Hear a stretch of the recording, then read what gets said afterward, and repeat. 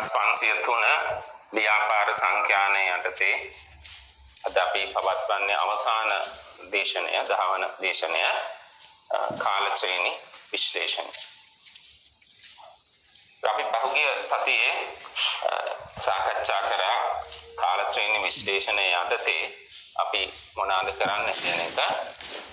කාල ශ්‍රේණි විශ්ලේෂණයේදී කාලය මත යම්කිසි විචල්‍යයක් කාලය අනුව වෙනස් වෙන යම්කිසි විචල්‍යයක් මත එකතු කරන ලද නිරීක්ෂණ සමූහයක් විශ්ලේෂණය කිරීම තමයි කරන්නේ. එතකොට මේ විදිහට සමාන කාල ප්‍රාන්තරවලදී යම්කිසි විචල්‍යයක් මත නිරීක්ෂණ අපි එකතු කරාම ඒකට අපි කියනවා කාල ශ්‍රේණියක් කියලා. ඒතර අපිට කාල ශ්‍රේණියේ දත්ත ලබා ගන්න පුළුවන් දිනපතා, සතිපතා, මාසයක්, කාන්තුවක් එහෙම නැත්නම් වසරක් වගේ. ඒතර අපි මෙතනදී මූලික වශයෙන් සාකච්ඡා කරන්නේ මාසික කාර්තුමය හා වාර්ෂික වශයෙන් එකතු කරන ලද කාල ශ්‍රේණි පිළිබඳ සාම්ප්‍රදායික විශ්ලේෂණයක් කරන්න කොහොමද කියලා. කාල ශ්‍රේණි විශ්ලේෂණය කරන්න ඒකුත් ක්‍රම තියෙනවා. අපි සාකච්ඡා කරන්නේ සාම්ප්‍රදායික විශ්ලේෂණය. කාල ශ්‍රේණි යක විචල්‍ය, කාල ශ්‍රේණි විචල්‍ය අපි සාමාන්‍යයෙන් අපිට පුළුවන් YT වලින් එක දක්වන්න. කාලය අනුව වෙනස් වෙන නිසා YT වලින්. එතකොට මේ YT කියන ශ්‍රේණිය නැත්නම් දත්ත සමූහයට කාලය අනුව ලැබිලා තියෙන අගය වෙනස් වෙනවා. මේ වෙනස් වීමට හේතුව වෙන්නේ මේ විචල්‍ය මත නොයෙකුත් සාධකවල බලපෑම නිසා. මේ සාධක අනුව y වෙනස් වුණාට මේ සාධක භාවිත කරලා නෙමෙයි අපි y පුරෝකථනය කරන්න බලාපොරොත්තු වෙන්නේ. බලාපොරොත්තු වෙන්නේ අපි දන්නවා y වලට නොයෙකුත් අගයන් ලැබිලා තියෙනවා කාලයේ එක් අවස්ථාවලදී. එහෙනම් මේවා වෙනස් වෙලා කොහොමද තියෙන්නේ? අතීතයේදී මොන විදිහ රටාවන්ද මේවේ පෙන්눔 කරන්නේ? අපි අන්නේ රටාවන් අතීත දත්ත උච්චාවචනය වූ රටාවන් අධ්‍යයනය කරලා එම රටාවන් ඒ විදිහටම අනාගතයේදී සිදුවේ යන උපකල්පනය මත පදනම්ව අනාගතය පුරෝකථනය කිරීම නැත්නම් භාවී කථනය කිරීම තමයි කාල ශ්‍රේණි විශ්ලේෂණයේදී අපි කරන්නේ. කාල ශ්‍රේණි විශ්ලේෂණය වැදගත් වෙන්නේ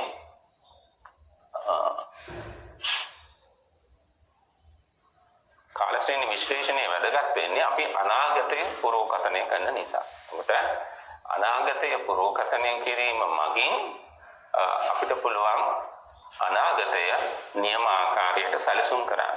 උදාහරණයක් වශයෙන් යම්කිසි නිෂ්පාදනයක අවශ්‍යතාවය එහෙම නැත්නම් ඒ සඳහා තියෙන ඉල්ලුම අපි දැන් ප්‍රෙඩික්ට් කරොත් එහෙම නැත්නම් පුරෝකථනය කළොත් තමයි ඒ අනාගතයේදී අවශ්‍ය ඉල්ලුම සපුරාලන භාණ්ඩය නිෂ්පාදනය කරන්න පුළුවන් වෙන්නේ. අපි ඒ සඳහා දැන් සැලසුම් කරන්න ඕනේ. අපි කර්මාන්ත ශාලා ඉදි කරන්න ඕනේ. එහෙම නැත්නම් ඒක භෝග භාගාවක් නම් ඒ සඳහා අවශ්‍ය සැලසුම් අපි මොනවාද කියලා අඳුර ගන්න ඕනේ. ඒ සඳහා බලපාන විචල්්‍ය මොනවාද? ඒ විචල්්‍ය කොහොමද වෙනස් කරන්නේ? ඒ සඳහා පහසුකම් ලබා දෙන්නේ කොහොමද? මේ විදිහට මේ අනාගතය නියමාකාරයට අවශ්‍ය ඉලක්ක ලබා ගන්න පුළුවන් විදිහට සැලසුම් කිරීමට මේ කාල ශ්‍රේණියක් විශ්ලේෂණය කිරීම මගින් කරනු ලබන භාවී කථනයන් වැදගත් වෙනවා. දැන් අපි උදාහරණයක් විදිහට ගත්තොත් විදුලි බල අවශ්‍යතාවය කොච්චරද කියලා අපි දන්න එස්ටිමේට් කරොත් භාවී කථනය කරොත් කරන්න පුළුවන් නම් අනාගතයේදී 2025 දී කොච්චරද 2030 දී කොච්චරද කියන එක ඒ අනුව තමයි අපි අපේ සැලසුම් නියමාකාරයට ක්‍රියාත්මක කරන්න ඕනේ. මොකද අපිට බෑ 2030ට ආවම ඒ 2030 දී අවශ්‍යතාවය අකුරාලන්න අවශ්‍ය නොයෙකුත් ක්‍රියාමාර්ගයන් ඒ වර්ෂය තුල ගන්න. ඒක දැම්මම ඉඳන් අපි කරන්න ඕන. දැන් ඉඳන් මේ සැලසුම් කරලා ඒවා ක්‍රියාත්මක කිරීම අත්‍යවශ්‍යයි. ඒ නිසා අනාගතය වඩා ඵලදායී ලෙස සැලසුම් කිරීමට මේ කාල ශ්‍රේණි විශ්ලේෂණය තුලින් ලැබෙන තොරතුරු වැදගත් වෙනවා. ඒතර කාල ශ්‍රේණි සඳහා විසුණක් විදියට මෙතන දීලා තියෙනවා ශ්‍රී ලංකාවේ වාර්ෂික බී නිෂ්පාදනය, ආයතනයක මාසික විකුණුම් ප්‍රමාණය, භාණ්ඩය සඳහා කාර්තුමය ඉල්ලුම ආදී වශයෙන් කාලයේ නොයෙකුත් අවස්ථාවලදී එම විචල්්‍ය ගන්නා අගය එකතුවක්. එතකොට අපි ගත්තොත් මේ විදියට වාර්ෂික දත්ත 2007 2008 2009 ආදී වශයෙන් මේ අතීතයේදී ලබාගත් දත්ත අපිට තියෙනවා නිෂ්පාදනය ඒකක දහස් වශයෙන්. එතකොට 55 7 9 10 12 18 ක්‍රමික කාල ශ්‍රේණිය. ඒතර අපේ බලාපොරොත්තු වෙන්නේ මේ අතීතයේ මේ අගයන් කොහොමද වෙනස් වෙලා තියෙන්නේ. ඒකට ඒ සාධක පිළිබඳ නෙමෙයි. සාධක වෙනස් කරන්න අපි යන්නේ. අපි ඒක කරේ ප්‍රතිපායන විශ්ලේෂණ යටතේ. අපේ විචල්්‍යයට බලපාන සාධක වෙනස් කිරීම මගින් විචල්්‍ය අගයන් වෙනස් කිරීම. මෙතන බලාපොරොත්තු වෙන්නේ හුදෙක් පුරෝකථනය කිරීම නැත්නම් අනාවැකි කළ කිරීම, භාවී කථනය කිරීම අර අතීත රටාවන් දිහා බලලා. ඒ උච්චාවචනයන් මොන වගේද වෙලා තියෙන්නේ? මොන වගේ වෙනස් වීම්ද වෙලා තියෙන්නේ? නැයි වෙනස් වීම අනාගතයේදීත් ඒ වගේම සිදුවන කියන මৌলিক උපකල්පනය යටතේ තමයි අපි මේ සාම්ප්‍රදායික විශ්ලේෂණයේදී භාවී කථනයන් කරන්නේ.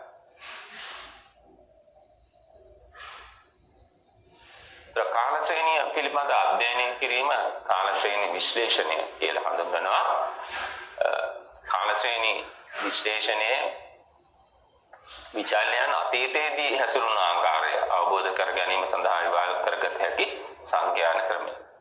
ප්‍රමූලික අරමුණ වෙන්නේ විචල්‍යයක් අතීතයේදී හැසිරුණු ආකාරය විශ්ලේෂණය කිරීම. පසු ඒ අනාගතයේ හැසිරෙන ආකාරය පිළිබඳ භාවී කථනය කිරීම. භාවී කථනය කියන්නේ අනාගතයේ පුරෝකථනය කිරීම. ඒතර අනාගත සංවර්ධන සඳහා ඉලක්ක සැලසුම් සහ උපක්‍රම සකස් කිරීමේදී කාල ශ්‍රේණි විශ්ලේෂණය වැදගත් වෙනවා. අපි ගත්තොත් භාණ්ඩයක ඉල්ලුම කොච්චරද කියලා අපි දැම්මම පුරෝකථනය කරන්න හැකියාවක් නැත්නම්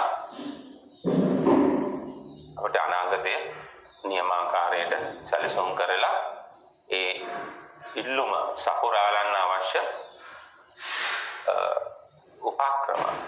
ක්‍රමෝපායන් දැම්මම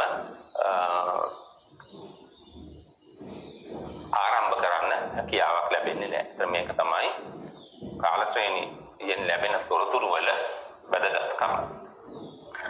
මේ තියෙන්නේ යම්කිසි කාල ශ්‍රේණියක් ප්‍රස්ථාරගත කරාම ලැබෙන එක. අපි මේකට කියනවා කාල ශ්‍රේණි ප්‍රස්ථාරය නැත්නම් ටයිම් ප්ලොට් කියලා. මෙතනදී ඔයගලන්ට පේනවා මේ අගයන් අපි ලකුණු කරලා ඒ ලකුණු කරන ලද අගයන් එහෙම නැත්නම් ඒ ලක්ෂ්‍ය රේඛා වලින් යා කරලා තියෙනවා. කාල ශ්‍රේණි විශ්ලේෂණයේදී අපි කාලය අනුව තමයි ලකුණු කරන්නේ. එතකොට එක කාලච්ඡේදයක ඉඳන් අනිත් කාලච්ඡේදය සඳහා වෙනස් වීම මොන වගේද කියලා අවබෝධ කරගන්න එම අගයන් දෙක ප්ලොට් කරාට පස්සේ ලකුණු කරාට පස්සේ ඒවා සරල රේඛා ඛණ්ඩ වලින් යා කරන්න ඕනේ. අර විසිරිත සටහනේදී වගේ නෙමෙයි මේක යම්කිසි ඕඩර් එකක් තියෙනවා. කාලය පටිපාටියක් තියෙනවා. ඒ නිසා අපිට පුළුවන් එම ලක්ෂ්‍ය යා කරන්න. යා කිරීම මගින් පැහැදිලිව බලා ගන්න මොන විදිය උච්චාවචනයන්ද සිද්ධ වෙලා තියෙන්නේ කියලා. මේ කාල ශ්‍රේණියේ අපිට පේනවා නොයෙකුත් ආකාරයේ උච්චාවචනයක්. ඉස්සෙල්ලාම අපි ගත්තොත් එහෙම අපිට පේනවා මේකේ 1970 ඉඳන් 2000 දක්වා වන දත්ත තමයි තියෙන්නේ. ඒතර ක්‍රමානුකූලව යම්කිසි වැඩිවීමක් තියෙනවා කාල ශ්‍රේණියේ. කාල ශ්‍රේණියේ වැඩිවීමක් තියෙනවා. ඒතර ඒක අපිට බලා ගන්න පුළුවන්. එන්න මේ වැඩිවීම. කාල ශ්‍රේණියේ වැඩිවීම අඩුවීම හෝ අඩුවීමක් හෝ වැඩිවීමක් නොවීම මෙන්න මේක එක්තරා ලක්ෂණයක් කාල ශ්‍රේණියකින් අඳුර ගන්න පුළුවන්. ඒ වගේම අපිට පේනවා යම්කිසි චක්‍රීය ආකාරයේ රටාවන් තියෙනවා. මේ චක්‍රයන් තියෙනවා. චාක්‍රික වෙනස් වීම් තියෙනවා. මේ විදිහේවත් අපිට කාල ශ්‍රේණියකදී බලා ගන්න පුළුවන්. ඊට අමතරව මේ වර්ෂයක් තුල යම් යම් උස් පහත් වීම් තියෙනවා. කියන්නේ කෙටි කාලීන උච්චාවචනය වෙනස් වීම අපිට දක්වා ගන්න පුළුවන්. සමහර කාල ශ්‍රේණි වලදී ඒ සඳහා අපිට අවශ්‍යයි වර්ෂයක් තුල කාලච්ඡේද කීපයකදී ලබාගත් දත්ත වසරක් තුල කොහොමද වෙනස් වෙන්නේ කියන එක. උදාහරණයක් විදිහට මාසික දත්ත එහෙම නැත්නම් කාර්තුමේ දත්ත අපිට අවශ්‍යයි. ඒ වගේම අපිට පේන්න තියෙනවා මේ හදිස්සියේ සිදුවෙන උස් පහත් වීම. කාල ශ්‍රේණි විචල්යේ හදිස්සියේම තියෙන විශාල උස් පහත් වීම. මේ මූලික විචලනයන් අපිට පුළුවන් මේ කාල ශ්‍රේණිය ලකුණු කරලා ප්‍රස්ථාරගත කරලා ඒ ප්‍රස්ථාරය තුලින් අඳුර ගන්න. මෙන්න මේ රටාවන් පිළිබඳ අධ්‍යයනය කිරීම තමයි අපි කාල ශ්‍රේණි විශ්ලේෂණයේදී සාම්ප්‍රදායික කාල ශ්‍රේණි විශ්ලේෂණයේදී කරන්නේ. අපි මුළු ශ්‍රේණියේ තියෙන දත්ත මගින් මේ මූලික විචලනයන් නිමානය කරනවා. නැත්නම් ඇස්තමේන්තු කරනවා. අපි මේ කාල ශ්‍රේණියක දකින්න පුළුවන් මේ මූලික ලක්ෂණයන් මේ අඩංගු වෙලා තියෙන මූලික විචලනයන් වලට කියනවා කාල ශ්‍රේණි සංරචක කියලා. කාල ශ්‍රේණි සංරචක.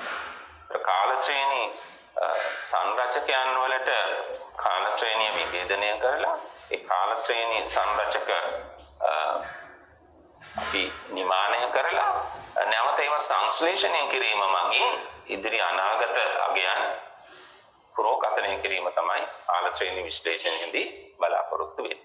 මේවා එකින් එකට වෙනස් ලාක්ෂණිකයන් වැඩිවීම, චක්‍රියාකාරයේ සිදුවීම, ඒ වගේම කෙටි කාලීන උස් පහත් වීම, ඒ වගේම හදිස්සියේ සිදුවන පුරෝකථනය කළ නොහැකි ආකාරයේ වැඩි උස් පහත් වීම, වැඩිවීම, අඩුවීම මෙන්න මේ සංරචකයන් මේ අපිට කියන සංරචකයන් මේ සංරචකයන් මනිනවා අපි කොයිතරම් දුරට මේ කාල ශ්‍රේණිය තුල අඩංගු වෙනවද කියලා. ඒකතර අපි කියනවා කාල ශ්‍රේණි සංරචක වලට ඒ කාල ශ්‍රේණිය විභේදනය කරනවා කියලා. ඒතර කාල ශ්‍රේණි සංරචක කාල ශ්‍රේණියක ඇතිවන උච්චාවචනයන් මූලික වශයෙන් චලන හතරක් යටතේ අපි අධ්‍යයනය කරනවා.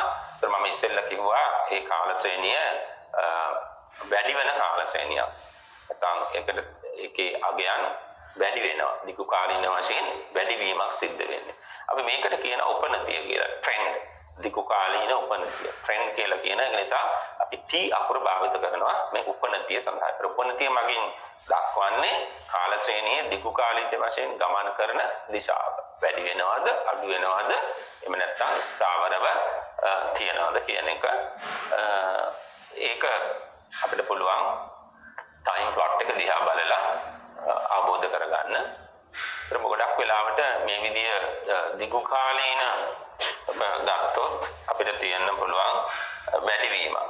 එහෙම නැත්නම් අඩුවීමක් තියෙන්න පුළුවන්. මේ විචල්්‍ය මත නොයෙකුත් සාධකවල බලපෑම නිසා. උදාහරණයක් විදිහට දැන් ජනගහනය වැඩි වෙනකොට ඉල්ලුම වැඩි වෙන්න පුළුවන්.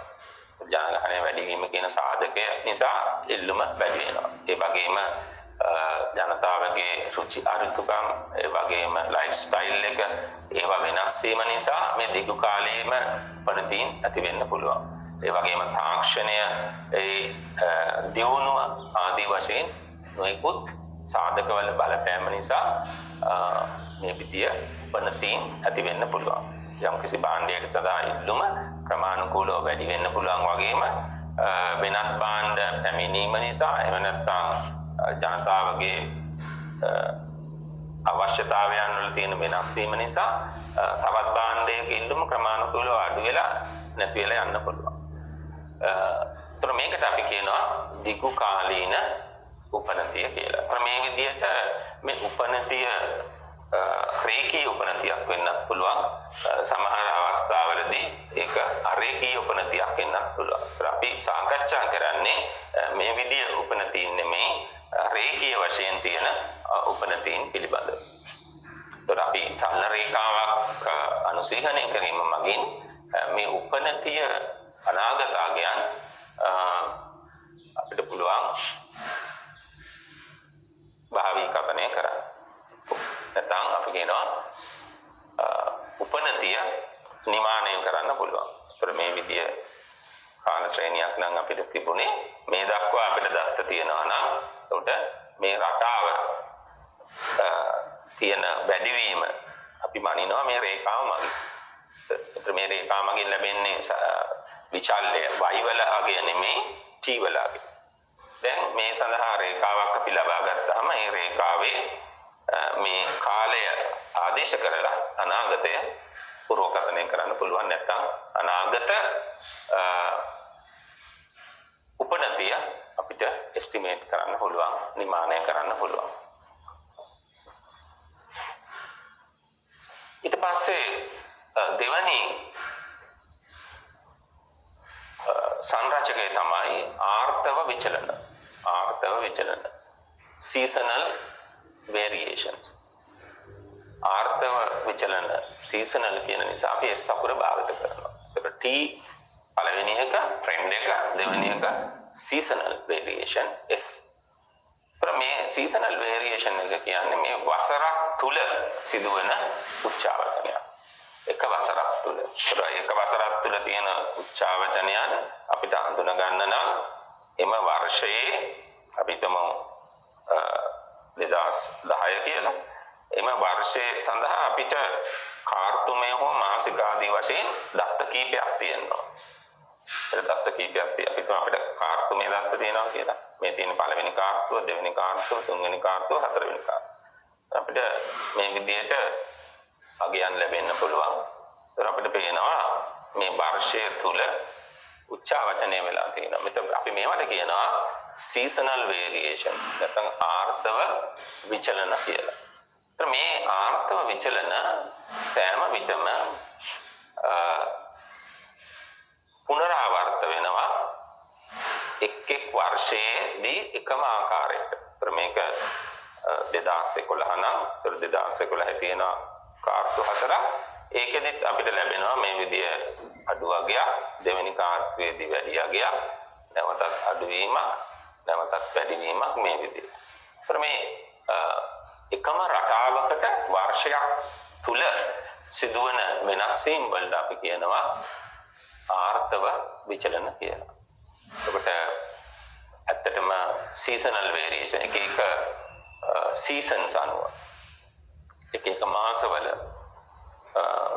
දේශගුණික විපර්යාසයන් අනුව මේ ආර්තව විචලන ඇති වෙන්න පුළුවන්.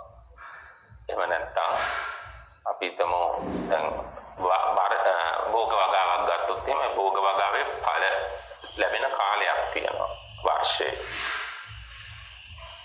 යම් කිසි කාලයකදී ඵල ඉඳනවා, ඵල වැඩෙනවා. එතකොට අපිට ඒ භෝගයෙන් ඵලදාව ලැබෙන වර්ෂයේ යම් කිසි කාල සීමාවක් තියෙනවා. මේකෙදී වෙනස් වෙනවා. හැම වෙලාවෙම හැම අවුරුද්දම මේකේ ආකාරයෙන්මයි වෙන්නේ. එතකොට ස්වභාවික බලපෑම් නිසා මේ ආර්තව විචලන ඇති වෙන්න පුළුවන්. ඒ වගේම මිනිසා විසින් නිර්මාණය කරන ලද නොයෙකුත් දේවල් චාරිත්‍ර වාරිත්‍ර වගේ දේවල් වෙන්න පුළුවන්. උත්සව වගේ දේවල් වෙන්න පුළුවන්.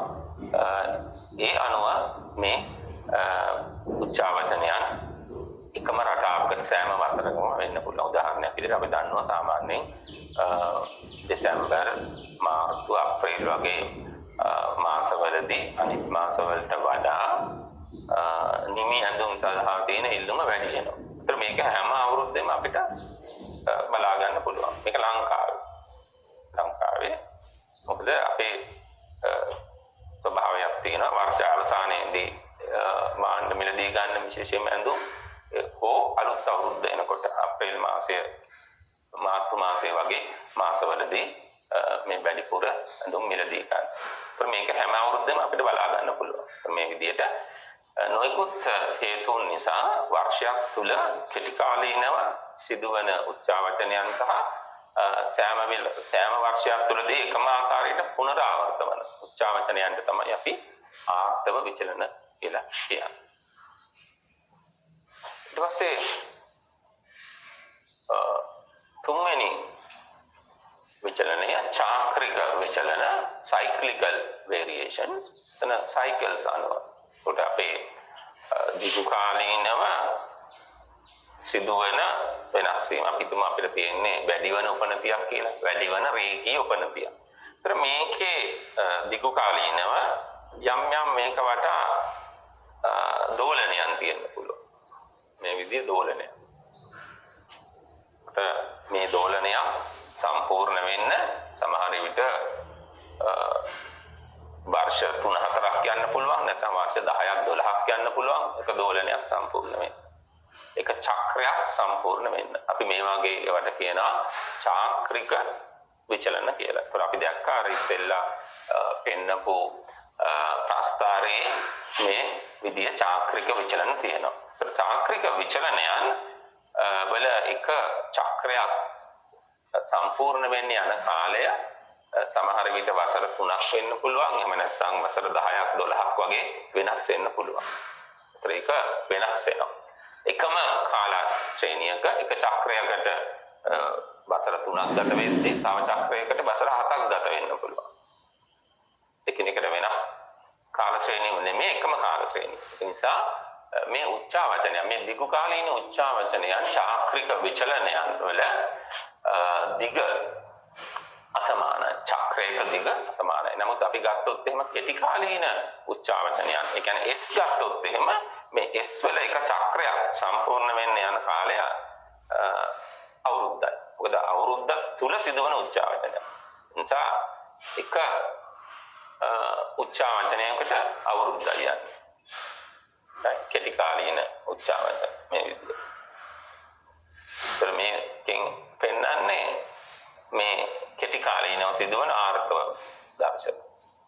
මේකෙන් පෙන්වන්නේ දිගු කාලීනව සිදුවන චාක්‍රික විචලන. මේ චාක්‍රික විචලනයන් එස්ටිමේට් කරන එක පහසු නැහැ. එස්ටිමේට් කරන්න පුළුවන්. නමුත් පුරෝකථනය කිරීම පහසු නැහැ. පුරෝකථනය කරන අමාරුයි. හේතුව තමයි මේ චක්‍රයන් වල ස්වභාවය, චක්‍රයේ තීව්‍රතාවය, ඒ වගේම දිග වෙනස් වෙනවා චක්‍රයෙන් චක්‍රයට. එකම දිගක් නෙමෙයි තියෙන්නේ. නමුත් අපි S ගත්තොත් එහෙම එකම දිගක් තියෙන වර්ෂයක්. කාර්ත 3 කාර්ත 4ක් මාස 9 මාස 12ක් වර්ෂයක් කියන්නේ. ඒක නිසා අපි දන්නවා ඒක දිග. ඒක අපිට ඒක නිසා අනාගතයේ අපිට පුරෝකථනය කරන්න පුළුවන්. නැත්නම් මේ වෙනස් වීමේ ස්වභාවය නිමානය කරන්න පුළුවන්.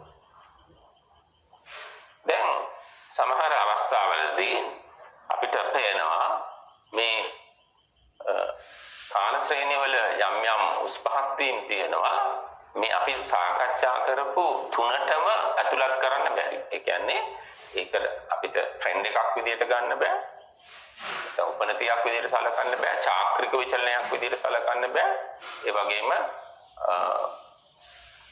ආර්ථව විචලනයක් විදිහට සලකන්න බැරි. හදිස්සියේ සිදුවන මේක තමයි හතරවෙනි එක irregular fluctuations. අපි I පාවිච්චි කරනවා නැත්නම් අහම්බ විචලන random variation කියලා අපි කියනවා.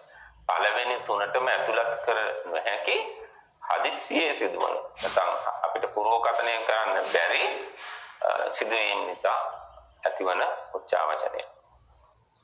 උදාහරණයක් විදිහට අපි ගත්තොත් යම් කිසි වැඩ වර්ධනයක් නිසා නිෂ්පාදනය අඩාල වීම. එහෙම නැත්නම් ස්වභාවික ව්‍යසනයක් නිසා ගම් වතුරක් භූමිකම්පාවක් නිසා නිෂ්පාදනය මත සිදුවන බලපෑම. right අපිට මේවා නිසි ආකාරයෙන් පුරෝකථනය කරන්න බෑ මේ සිදුවීම්. මේ හදිස්සි ඒ සිදුවන උස් පහත් වීම වලට අපි කියනවා දිගු කාලීනව පවතින්නේ. සමහර විට කාලච්ඡේදයක් හෝ කාලච්ඡේද කීපයකදී ඒක නැති වෙලා යනවා ඒ බලපෑම. මේවට අපි කියනවා අක්‍රමවත් විචලන කියලා. නැත්නම් අහඹ විචලන කියලා. irregular fluctuations. අක්‍රමවත්. අපි I භාවිත කරනවා. දීර්ඝකාලීන උපනතිය ආර්ථ විචලන සහ චාක්‍රික විචලනයන්ට අයත් නොවන අක්‍රමවත්ව සිදුවන විචලන. මම කියවාගේ ස්වභාවික ව්‍යසන නිසා ඇති වෙන්න පුළුවන්.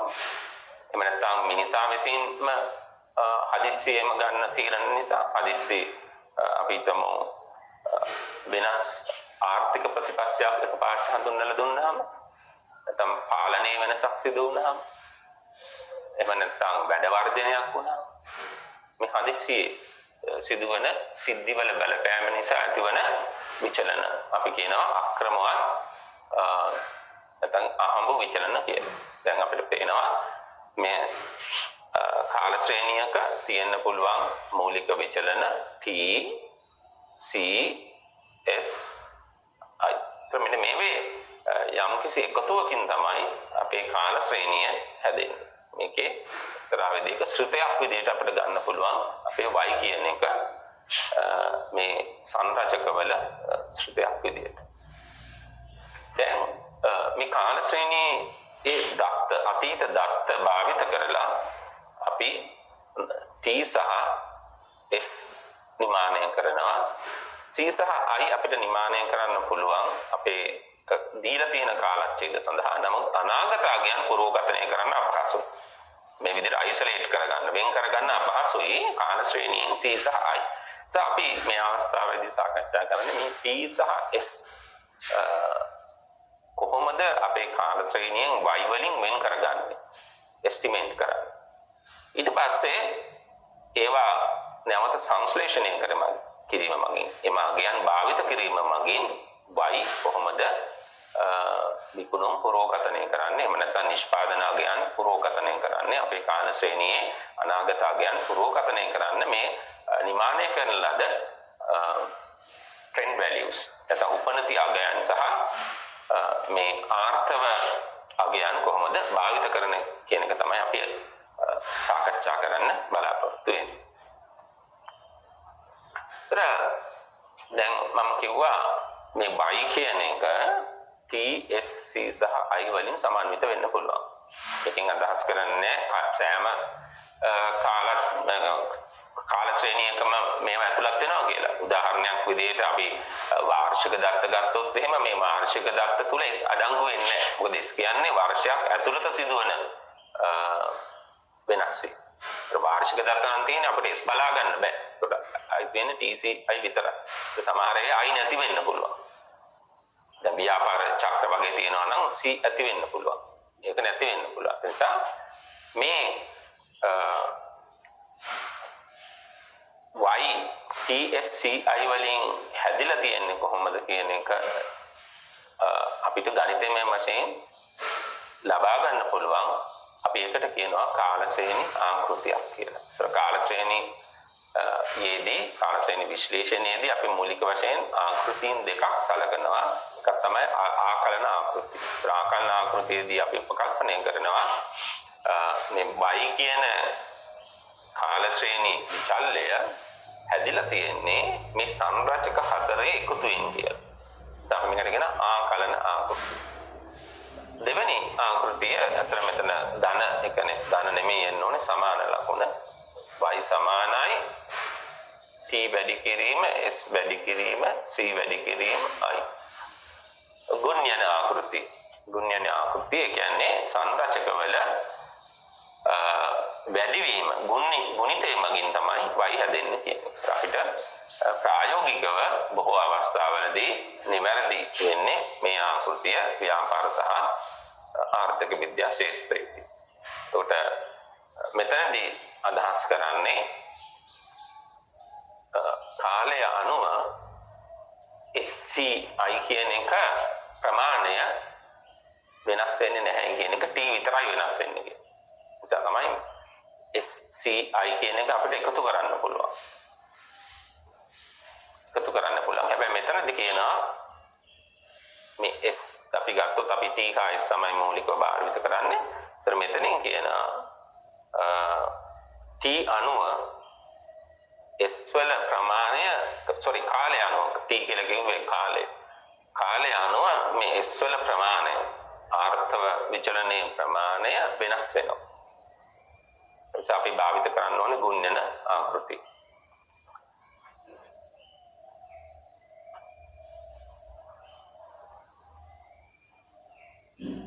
එතකොට නිවැරදි ආකෘතිය ගුණන ආකෘතියද අපි කිව්වා දැන් අපි y estimate කරන්න භාවිත කරන්නේ t හා s විතරයි කියලා. capital T trend and s seasonal variation. तर අපි මේ විදිහට ප්‍රස්ථාරය ගත කරාම අපේ කාල ශ්‍රේණිය මේ කාල ශ්‍රේණියේ අපිට පේනවා එකක්.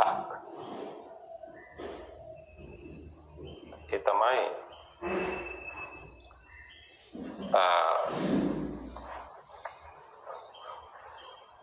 උපනතිය.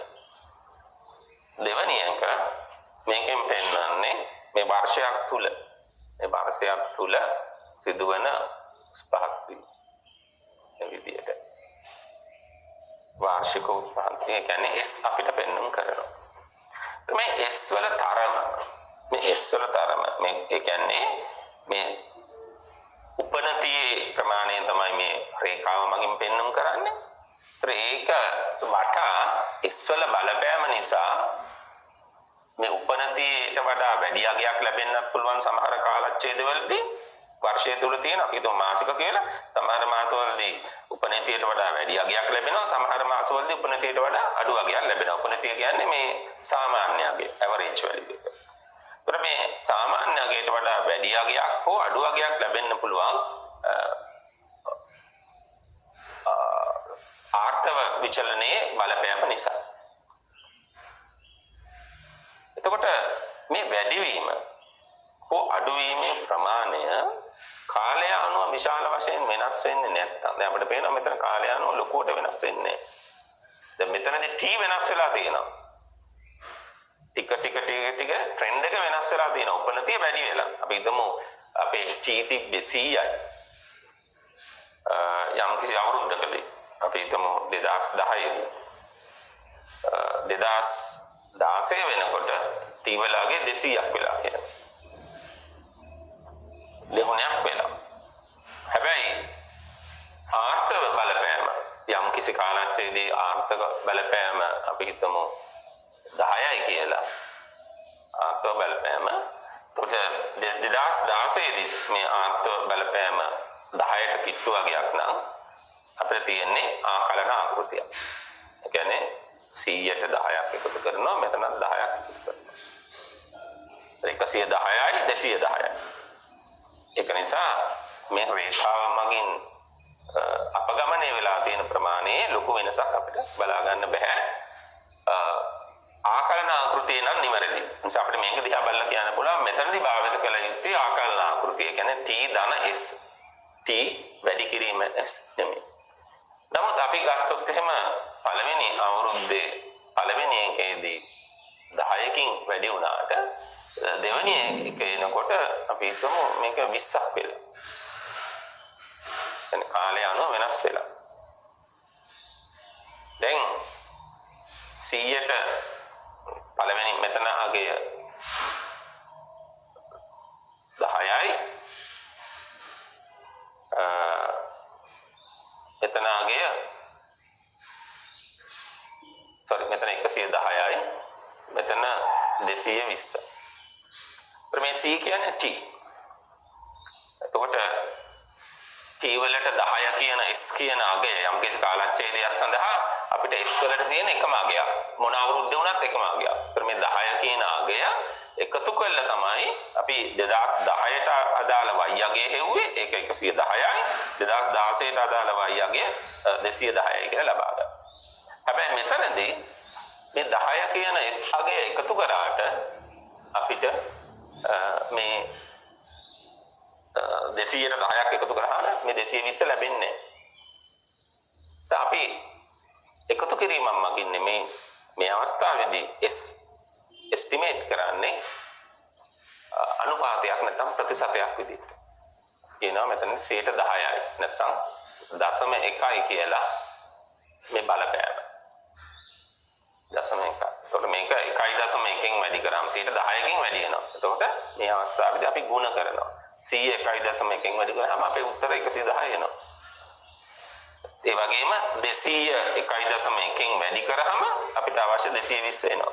10ක් එකතු කරාට 220 ලැබෙන්නේ නැහැ. හැබැයි 1.1කින් වැඩි කරාම 10ක් එකතු කරාම වැඩි වෙනවා. ඒත් 10ම තමයි අපේ බලපෑම. හැබැයි මේ අවස්ථාවේදී ಗುಣ කරන්න ඕනේ. ඒ කියන්නේ ගුණ්‍යන ආකෘතිය තමයි දෙවෙනි අවස්ථාවේදී වැඩි. දෙවෙනි අවස්ථාවේදී ගුණ්‍යන ආකෘතිය නිවැරදි කියලා කියන්නේ අපිට තියෙන්නේ මෙන්න මේ වගේ ප්‍රස්තාරයක්. මේ වගේ ප්‍රස්තාරයක් ලැබෙනවා නම් අපි භාවිත කළ යුත්තේ ගුණ්‍යන ආකෘතිය. දැන් ඔයගලන්ට පේනවා අපි මේ විදිහේ රේඛාවක් ඇඳුත් උපනතිය සඳහා මේ අපගමනයන් වල පෙන්වන්නේ ආර්ථව බලපෑම. ඒ ආර්ථව බලපෑම ටික වෙනස් වෙලා තියෙනවා. ටික වැඩි වෙලා තියෙනවා t වැඩි වෙනකොට. t වැඩි වෙනකොට මේ බලපෑමත් වැඩි වෙලා තියෙනවා. අපගමනය වැඩි වෙලා තියෙනවා. එහෙනම් t මගින් t වල ප්‍රතිශතයක් විදිහට තමයි අපි මේ ආර්ථව බලපෑම එස්ටිමේට් කරන්න ඕනේ. t වල ප්‍රතිශතයක් විදිහට එස්ටිමේට් කරනවා කියලා කියන්නේ t වල ප්‍රතිශතයක් විදිහට එක ලබා ගන්නවා කියලා කියන්නේ ගුණ්‍යන ආකෘතිය තමයි නිවැරදි. එතකොට මෙතන ආකලන ආකෘතිය. ආකලන ආකෘතිය මෙතන ගුණ්‍යන ආකෘතිය. කියන්නේ y කියන එකට අපිට ගන්න පුළුවන් t වැඩි කිරීම s කියලා. අපි c සහ i කන්සිඩර් කරන්නේ නැත්තම් මෙතන y කියන්නේ t ධන s.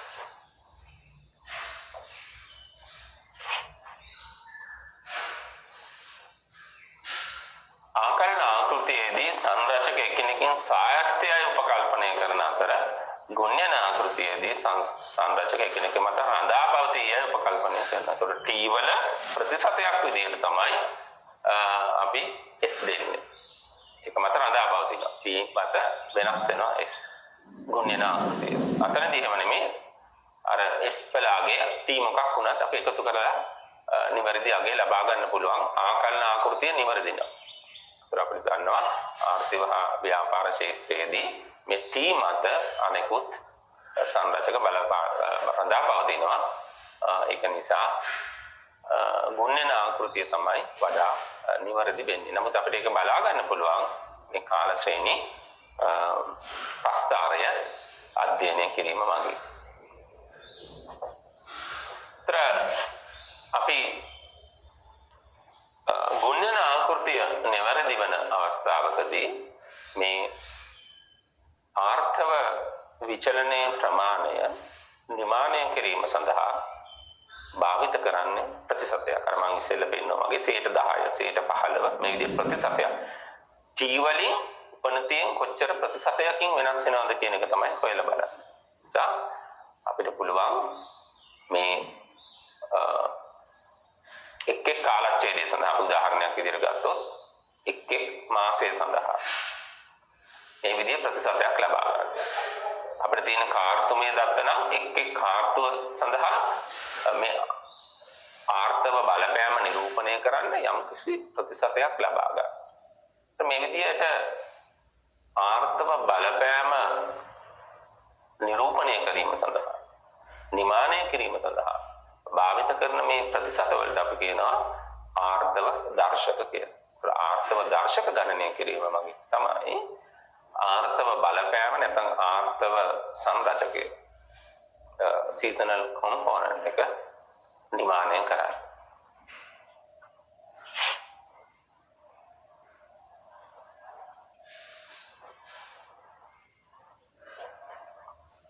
එතකොට කාල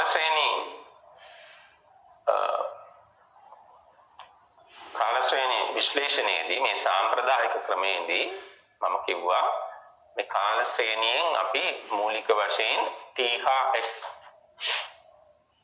කියන සංරචක දෙක වෙන් කර ගන්නවා කියලා. වෙන් කර ගන්නවා කියලා කියන්නේ ඒක නිමානය කරනවා. එතකොට මේ අවස්ථාවේදී අපි සලකන්නේ රේඛීය උපනතීන් පමණයි. ඒ කියන්නේ t කියන එක රේඛීය වෙනවා. ඒක වැඩි වෙන උපනතිය එහෙම නැත්නම් අඩු වෙන උපනතිය. රේඛීය නිසා අපිට පුළුවන් සාන්ද්‍ර රේඛාවක් අනුසීහනය කිරීම මගින් උපනතිය ලබා ගන්න. අපි මේ සාන්ද්‍ර රේඛාවට කියනවා උපනති රේඛාව කියලා. උපනති රේඛාව ලබා දෙන සමීකරණය රේඛීය සමීකරණය අපි ලබා ගන්න ඕනේ. මේ රේඛීය සමීකරණය ලබා ගන්නවා කියලා කියන්නේ ඒකේ අන්තක්ඛණ්ඩය සහ බෑවුම අපි හොයා ගන්න ඕනේ. එතකොට අපි සාකච්ඡා කරා කොහොමද රේඛාවක් අනුසීහනය කරන්නේ කියලා. වඩා හොඳම රේඛාව අනුසීහනය කරන්නේ කොහොමද කියලා ප්‍රතිපායන විශ්ලේෂණය යටතේ අපි ඒ සඳහා භාවිත කරේ අඩුතම වර්ග ක්‍රමය. මේ අවස්ථාවේදී P කියන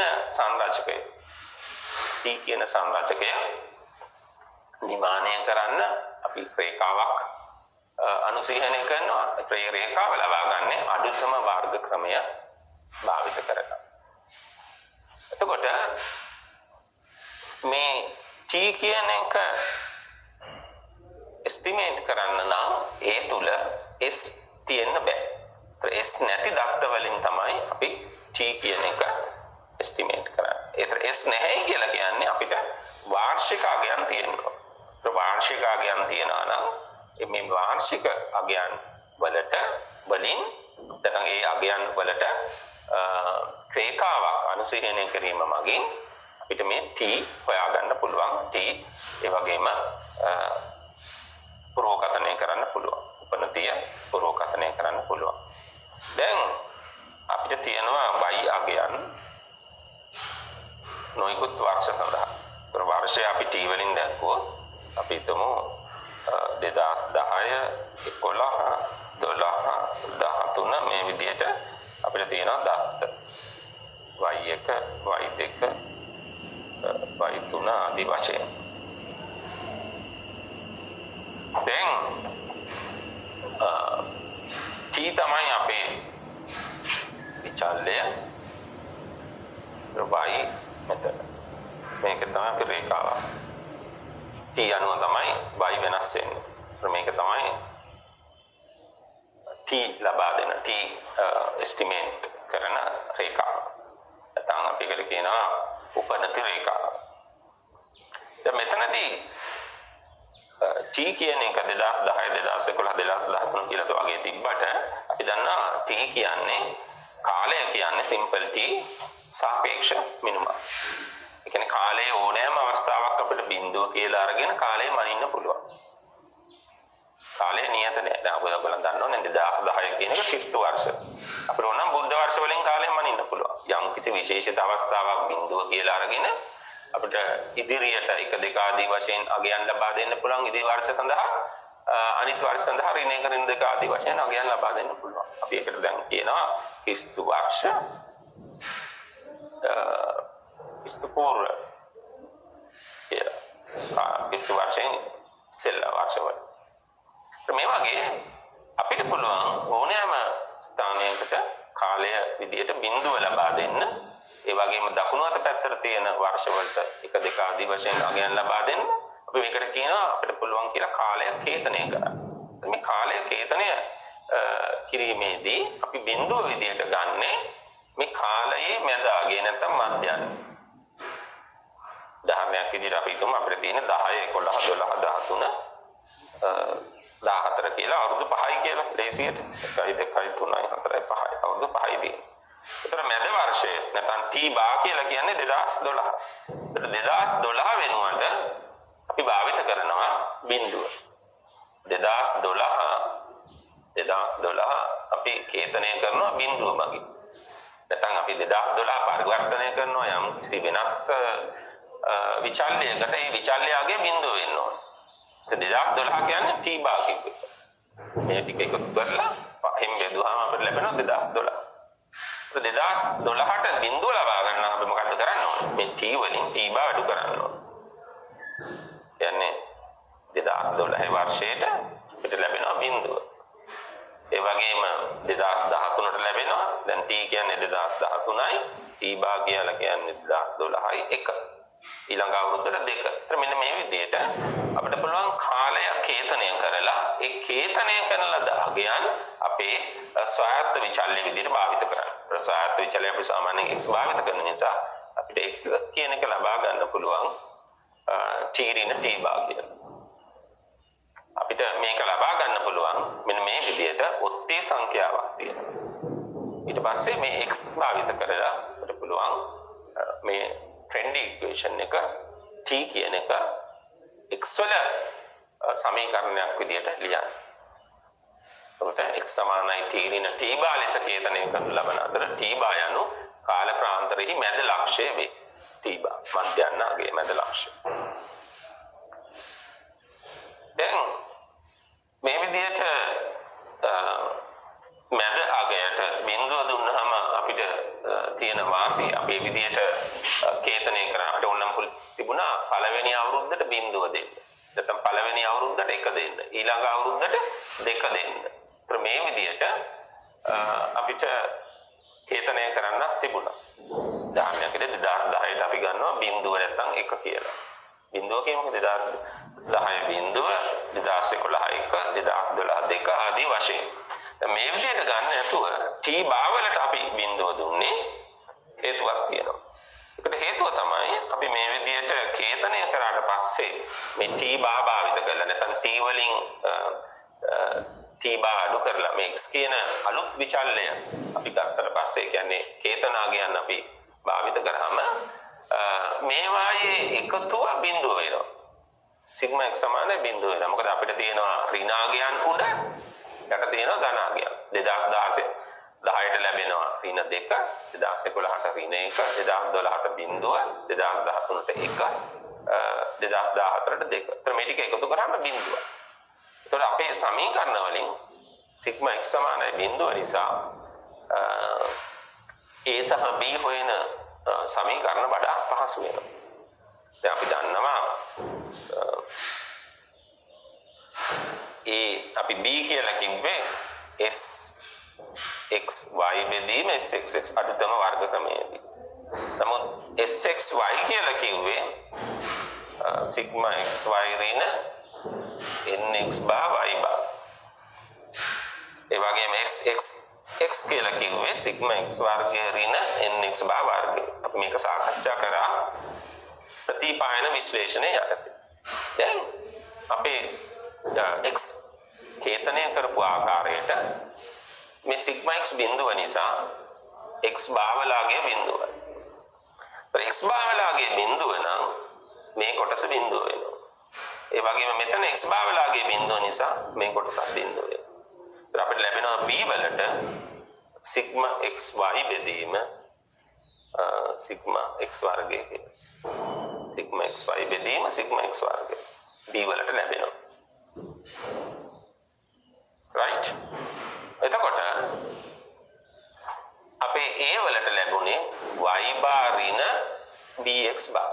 මේකනේ අපි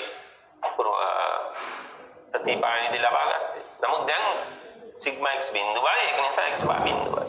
එහෙනම් a වෙන්නේ y බා. y බා කියලා කියන්නේ සිග්මා y බෙදීම කාල ශ්‍රේණිය අගයන් වල එකතුව බෙදීම නිරීක්ෂණ සංඛ්‍යාව n සිග්මා y බෙදීම n. ඒ කියන්නේ y බා b කියන්නේ සිග්මා xy බෙදීම සිග්මා x වර්ගයට සමාන වෙනවා. අපි මේ විදිහට කේතනය කරා. ඒත් අපි මේ යටතේ ගැටලුව සාකච්ඡා කරමු. කොහොමද ඔත්තේ සංඛ්‍යාවක් වර්ෂ ඔත්තේ සංඛ්‍යාව අපි දන්නවා වාර්ෂික දත තියෙනවා. ඒතර වර්ෂ ඔත්තේ සංඛ්‍යාවක් තියෙනකොට උපනිති රේඛාව අනුසේහනය කරන්න කියලා මේ ක්‍රමය භාවිත කරලා. ඒතර මේකෙදි තියෙනවා වර්ෂ 1 2 3 4 5 6 7ක් තියෙනවා. වර්ෂ 7ක් තියෙනවා 2011 ඉඳන් 2017 දක්වා. ඒ කියන්නේ අපිට තියෙනවා ඔත්තේ සංඛ්‍යාව. නිසා මැද වර්ෂයක් තියෙනවා. ඒතර t බා කියන්නේ 2017. මේක තමයි t බා. එහෙනම් x කියන්නේ මොකක්ද? x කියන්නේ t t කියලා කිව්ව වර්ෂය. මේක තමයි t. වර්ෂය මේක y. t ඍණ t බා. t බා කියලා කිව්වේ 2014. ඒකට සෑම වර්ෂයකින්ම 2014 අඩු කරාම අපට ලැබෙනවා x අගයන්. එතකොට මේ තියෙන y අගයන් 120 128 ආදී වශයෙන්. මෙතන අපි t x ලබා ගන්නවා. x කියන්නේ t ඍණ t බා 2014. එතකොට 2011 ඍණ 2014 කියන්නේ ඍණ 3. 2012 ඍණ 2014 කියන්නේ ඍණ 2. මෙතන ලැබෙනවා ඍණ 1. right. ඊපස්සේ 2014 ඍණ 2014 කියන්නේ බිඳුව. 2015 ඍණ 2014 කියන්නේ 1 2යි 3. මේ විදිහට ලැබෙනවා x අගය. ඍණ 3 ඍණ 2 ඍණ 1 බිඳුව 1 2 3. දැන් මේ t hat කියන එක ලබා ගන්න. මොකද t hat කිව්වේ? නැත්නම් උපනිත රේඛාව කියලා කිව්වේ a ධන bx අපි ලබා ගන්නවා. නමුත් a කියන්නේ y බා, b කියන්නේ සිග්මා xy බෙදීම සිග්මා x වර්ගය. එහෙනම් අපිට xy ගුණිතයන්ගේ එකතුව ඕනේ. x වර්ගයන්ගේ ගුණිත එකතුව ඕනේ. y බා හොයන්න y වල එකතුව ඕනේ. ඒතර y වල එකතුව මම දැන්නම හොයලා මෙතන දාලා තියෙනවා. 967යි. මේ අගයන් එකතු කරාම ඔයගලන්ට ලැබෙන්නේ 967යි. දැන් අපිට ඕනේ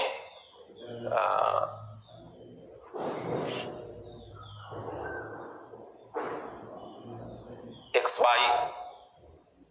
අගයන් හොයන්න. ඒතර xy අගයන් අපි මේ තියෙන y මේ තියෙන x. ඒතර x සහ y අපි ගුණ කරනවා.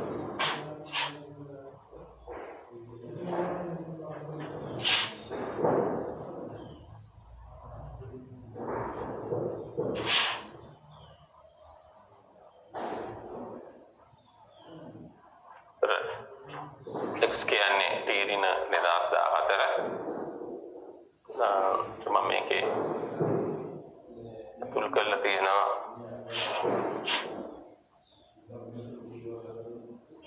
අගයන්. අපිට ලැබෙනවා මේ විදිහට 2014 සෑම වර්ෂයකින් අඩු කරාම මේ අගය. දැන් xy කියන්නේ ඍණ 3 වැඩි කිරීම 120 පළවෙනි වර්ෂය සඳහා. ඍණ 3 වැඩි කිරීම 120.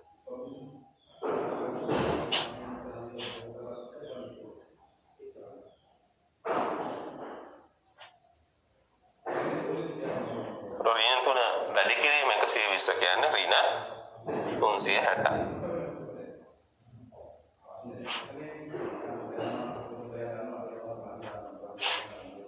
ඍණ 360.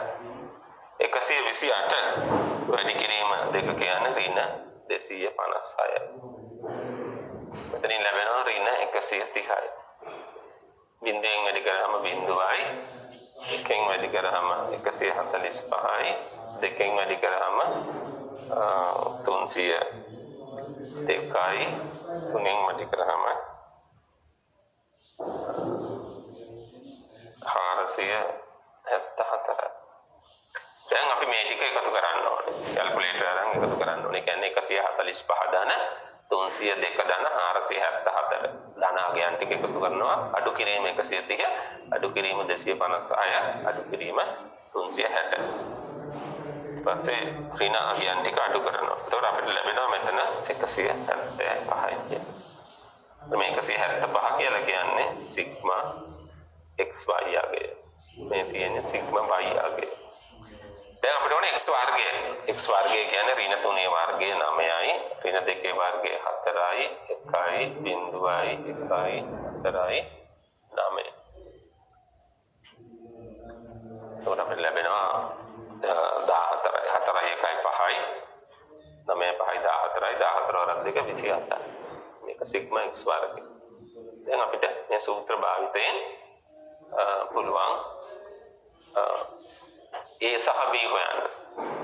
A කියන්නේ y බා සිග්මා y බෙදීම n 967 අපිට වර්ෂ 7ක් තියෙනවා 967 අපි 7න් බෙදනවා අපිට ලැබෙනවා 138.143 දැස දෙවනි එක ඒ කියන්නේ බෑවුම උපනති රේඛාවේ බෑවුම බෑවුම කියන්නේ අපේ සූත්‍රය සිග්මා xy බෙදීම සිග්මා x වර්ගය සිග්මා xy බෙදීම සිග්මා x වර්ගය කියන්නේ 175 බෙදීම 28 175 මෙතනින් තියෙනවා 28 175 28න් බෙදුවාම 6.25 දැන් A හොයාගෙන තියෙනවා B හොයාගෙන තියෙනවා අපිට එහෙනම් උපනති රේඛාව ලියන්න පුළුවන් t hat අපි නිමිත උපනති රේඛාවන් නිසා t hat කියලා අපිට ලියන්න පුළුවන් t hat කියලා කියන්නේ 138 ධන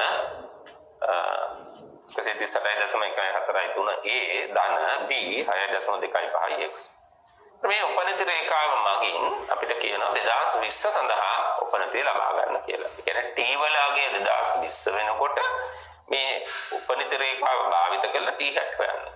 එහෙනම් අපි ඉස්සෙල්ලාම 220 සඳහා x වල අගය හොයන්න ඕන. 220 සඳහා x වල අගය හොයන්න අපි මෙතන t වලට දානවා 2020. t කියන්නේ 2020යි. t වලගේ 2020 නම් 2020න් 2014 අඩු වුණාම 6යි.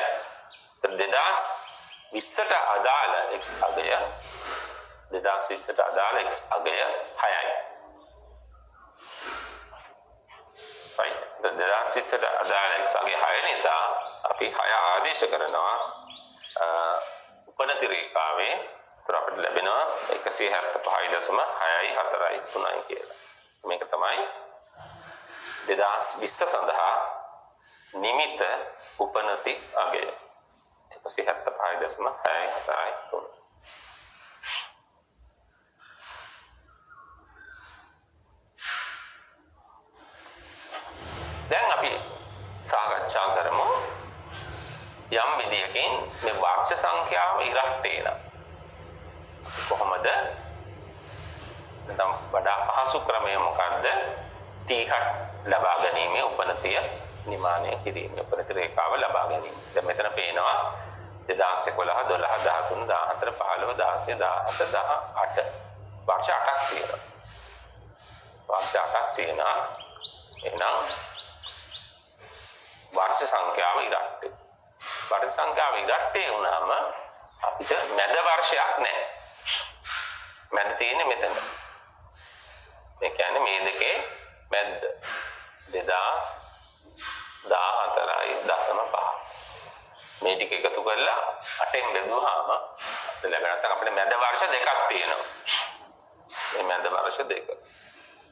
මැද වර්ෂ දෙකේ මධ්‍යන්නේ මේක තමයි t bar.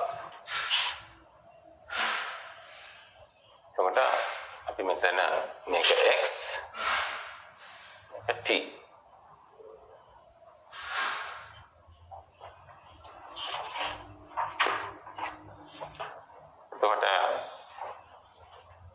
sorry මේක x මේක t ඊළඟ එක y මේක y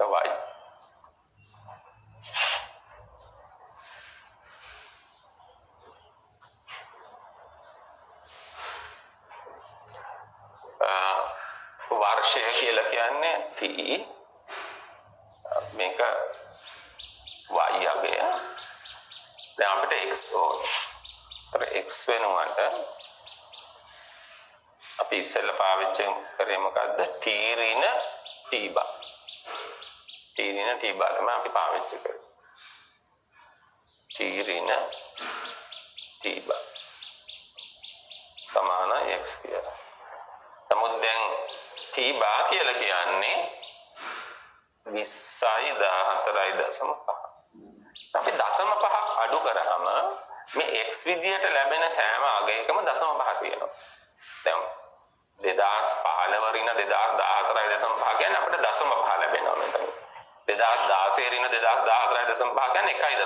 ඒක දශම ස්ථාන තියෙනකොට අපේ සුළු කිරීම ටිකක් සංකීර්ණ වෙන නිසා අපි x විදියට මේ t ඍණ t bar ගන්නෙ නැතුව t ඍණ t bar වැඩි කිරීම 2 කියලා ගන්නවා.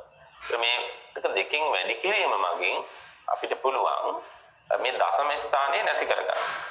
අපි භාවිත කරන්නේ තීරින ටී බා නෙමෙයි ඔත්තේ ඉරට්ටේ සංඛ්‍යාවක් තියෙනකොට ඒක දෙකෙන් වැඩි කරලා දශම ස්ථානයේ ඉවත් කරලා තමයි අපි භාවිත කරන්නේ.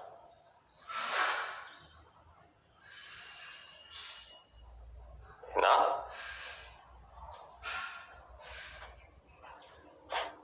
අපේ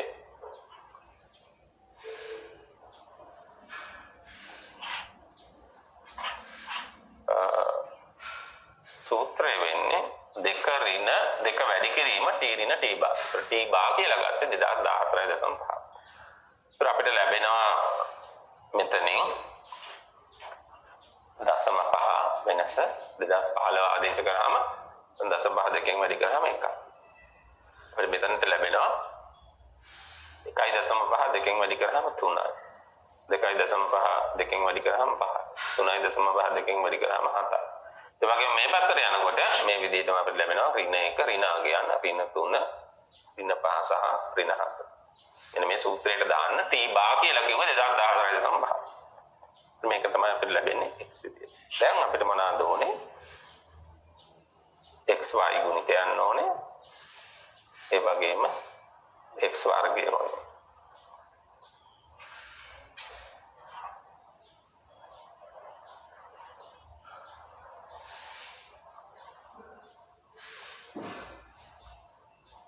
මේ xy ගුණිතය සහ xy ගුණිතයන්ගේ එකතුව සහ x වර්ගයේ එකතුව තමයි අපිට අවශ්‍ය. ඒ වගේම අපිට අවශ්‍ය වෙනවා මේ y අගයන් වල එකතුව. ඒතර y අගයන් කියන්නේ 5 7 9 10 මේවායේ එකතුව. ඒතර අපි මෙතන එකතුව ගත්තොත්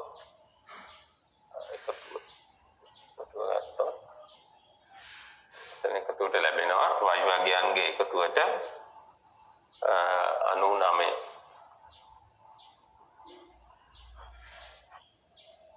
x අගයන් එකතු කරාම බිඳුවක්.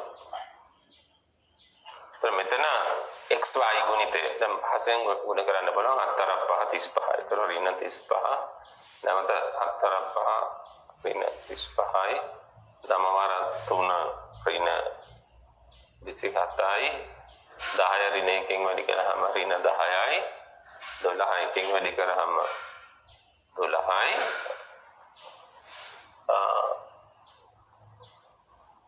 ඒ වගේම 18 3න් වැඩි කරාම 54යි 18 වරක් 5 90යි.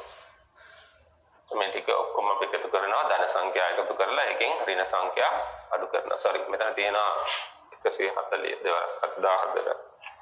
මේ ටික එකතු කරාම අපිට ලැබෙනවා 189යි කියලා. බලන්න එකතු කරලා ඊට පස්සේ x වර්ගය. ඒත් අපි මේ t බා වලට කියනවා මූලය කියලා. මේක x සමානයි බිඳුව වන තැන මූලය. මූලය කියන්නේ මූලයේදී තමයි x සමානයි බිඳුව. ඒත් අපේ මූලය වෙන්නේ 2014.5. x වර්ගය ඍණ 7 වර්ගය 49යි. ඍණ 5 වර්ගය 25යි. 3 වර්ගය 9යි 1යි 1යි පහු 9 25 49 49 49 එක 50යි 75යි 84යි 84 ඒවා දෙකක් 168 ස්වර්ගයන්ගේ එකතුව. එහෙනම් අපිට ඉස්සෙල්ලා වගේම A හොයන්න පුළුවන්. A කියලා කිව්වේ සිග්මා y බෙදීම n. එතකොට සිග්මා y වලාගය 99යි 99 දැන් n කියලා කියන්නේ 8යි. ඒතර 99 8ෙන් බෙදුවාම 12.3යි 7යි 5යි. ඒ වගේම b උපනති රේඛාවේ බෑවුම ලබා ගන්න අපි සිග්මා xy බෙදෙනවා සිග්මා x වර්ගය. මතක තියාගන්න මේ සූත්‍ර ලැබෙන්නේ කාල ශ්‍රේණියේ සිග්මා x සමානයි බිඳුව විදියට t අගයන් කේතනය කළොත් පමණයි. හැබැයි අපි ප්‍රතිපායන විශ්ලේෂණයේදී අපි හොයන්න අර සූත්‍ර භාවිත කරන්න ඕනේ. B කියන්නේ SX by බෙදීම SXX. මේ සූත්‍රය භාවිත කළා හරියන්නේ නැහැ මේ අවස්ථාවේ. ඒතර සිග්මා XY කියලා කිව්වේ 189යි. සිග්මා x වර්ගය 168.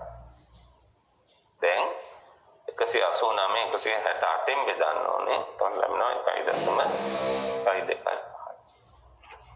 එහෙනම් A සහ B භාවිත කරලා අපිට පුළුවන් උපනති රේඛාව ලියන්න. A ධන B x. B කියලා අපි හොයාගත්තේ 1.125 වරක් x.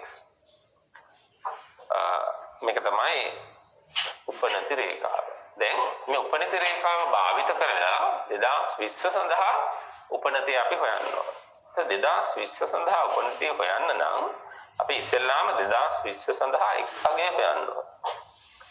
2020 සඳහා x අගය හොයන්න අපි දන්නවා x කියලා කිව්වේ දෙක වැඩි කිරීම t ඍණ t බා. ඒතර t කියන්නේ දැන් මොන අවුරුද්දද 2020. 2020 සඳහා තමයි හොයන්න ඕන. t බා කියන්නේ 2014.5.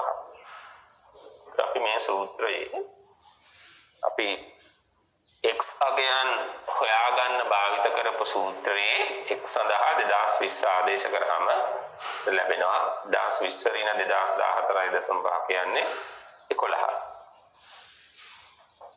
සමානයි 11. කොට එහෙනම් අපි t hat හොයන්න 2020 සඳහා නිමිත උපනතිය හොයන්න මේ උපනති සමීකරණයේ x සඳහා ආදේශ කරනවා 11. ඒතර වැඩි කිරීම 11. ඒතර 11න් වැඩි කළාම අපිට ලැබෙනවා අවසාන වශයෙන් උත්තරය 24.75. 24.75.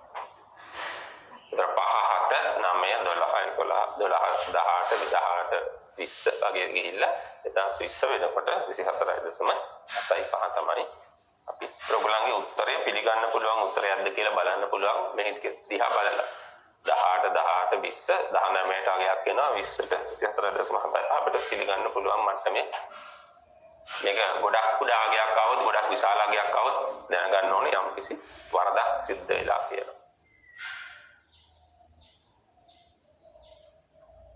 right. දැන් අපි සාකච්ඡා කළේ මේ විදිය වාර්ෂික දත්ත තියෙන අවස්ථාවේදී උපනති හොයාගන්න ආකාරය නැත්නම් උපනති රේඛාව හොයාගන්න ආකාරය. දැන් තුන්වෙනි ගැටලුව අපිට දීලා තියෙනවා රුපියල් දහස් ගණනින් ප්‍රකාශ කරන ලද වාර්ෂික විකුණුම් සඳහා උපනති රේඛාව t hat සමානයි 81.6 ධන 28.8 x ලෙස නිර්මාණය කර ඇත. යම් කිසි උපනති රේඛාවක් වාර්ෂික උපනති රේඛාවක් අපිට දැනටම නිර්මාණය කරලා දීලා තියෙනවා. ප්‍රාථමිකව මේ උපනතිය හොයලා තියෙන්නේ අපිට ඉස්සෙල්ලාම මේ ගැටලුවේ දත්ත දීලා තියෙන්නේ දත්ත තිබිලා තියෙන්නේ මාසික දත්ත විදියට. මේ මාසික දත්ත මගින් අපි හොයාගෙන තියෙනවා එක් වර්ෂය සඳහා එකතු. දැන් අපි හිතමු 2010 වර්ෂය කියලා. 2010 වර්ෂයේ අපිට මාස 12 අගයන් දීලා තියෙනවා. විකුණුම් ප්‍රමාණය. මේ මාස 12 විකුණුම් ප්‍රමාණයන් එකතු කරාම අපිට එනවා 2012 සඳහා මුළු විකුණුම් ප්‍රමාණය. ඒතර මේ විදිහට මුළු විකුණුම් ප්‍රමාණයන් අපිට එක් වර්ෂය සඳහා ලැබෙනවා. ඒ ලබාගත් ඒ වාර්ෂික දත්තවලට මේ අඩුතම වර්ග ක්‍රමය භාවිත කරාම තමයි උපනති රේඛාව අපිට ලැබිලා තියෙන්නේ. ඒ කියන්නේ t hat සමානයි 81.6 දන 28.8 x කියන උපනති රේඛාව ලැබිලා තියෙන්නේ. මෙන්න මේ වාර්ෂික විකුණුම් සඳහා උපනතිය රේඛාව අනුසීහනය කරාම දැන් මේ රේඛාව මගින් අපිට බෑ මාසික දත්ත ලබා ගන්න. හේතුව දැන් තියෙන්නේ වාර්ෂික උපනති. x කියලා කියන එකේ ඒකකයේ වර්ෂයක්. x එකකින් වෙනස් කළාම වර්ෂයකින් කාලය වෙනස් වෙනවා. දැන් අපි අහනවා ප්‍රදේශ තියෙනවා මේ x ඒකකයේ වසරක්ද මූලය 2011ද වේ කියන්නේ. ඒක x සමානයි බිඳුව කියන්නේ 2011ට. 2011 කියන අපිට තිබිලා තියෙන ඔක්තේ සංඛ්‍යාව. වර්ෂ ඔක්තේ සංඛ්‍යාව. ඒක තමයි 2011 ලැබිලා තියෙන්නේ මූලය විදියට. එතකොට 2012 ජනවාරි මාසයේ මූලය වන පරිදි මාසික උපනතීන් ලබා දෙන උපනති රේඛාව නිර්මාණය කරන්න කියලා තියෙනවා. මේක පරිවර්තනය කරන්න ඕනේ. අපිට දැනට දීලා තියෙන මේ උපනති රේඛාව අපි පරිවර්තනය කරන්න ඕනේ මාසික උපනති රේඛාවක් බවට. මාසික උපනති රේඛාවක් බවට.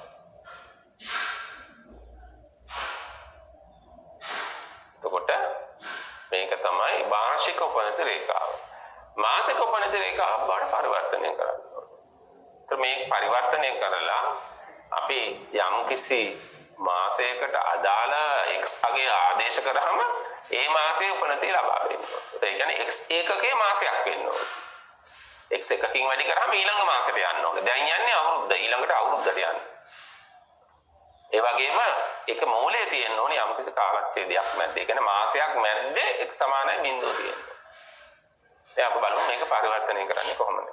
අපි ඉස්සෙල්ලාම දැනට අපිට තියෙන්නේ වාර්ෂික උපනතිය.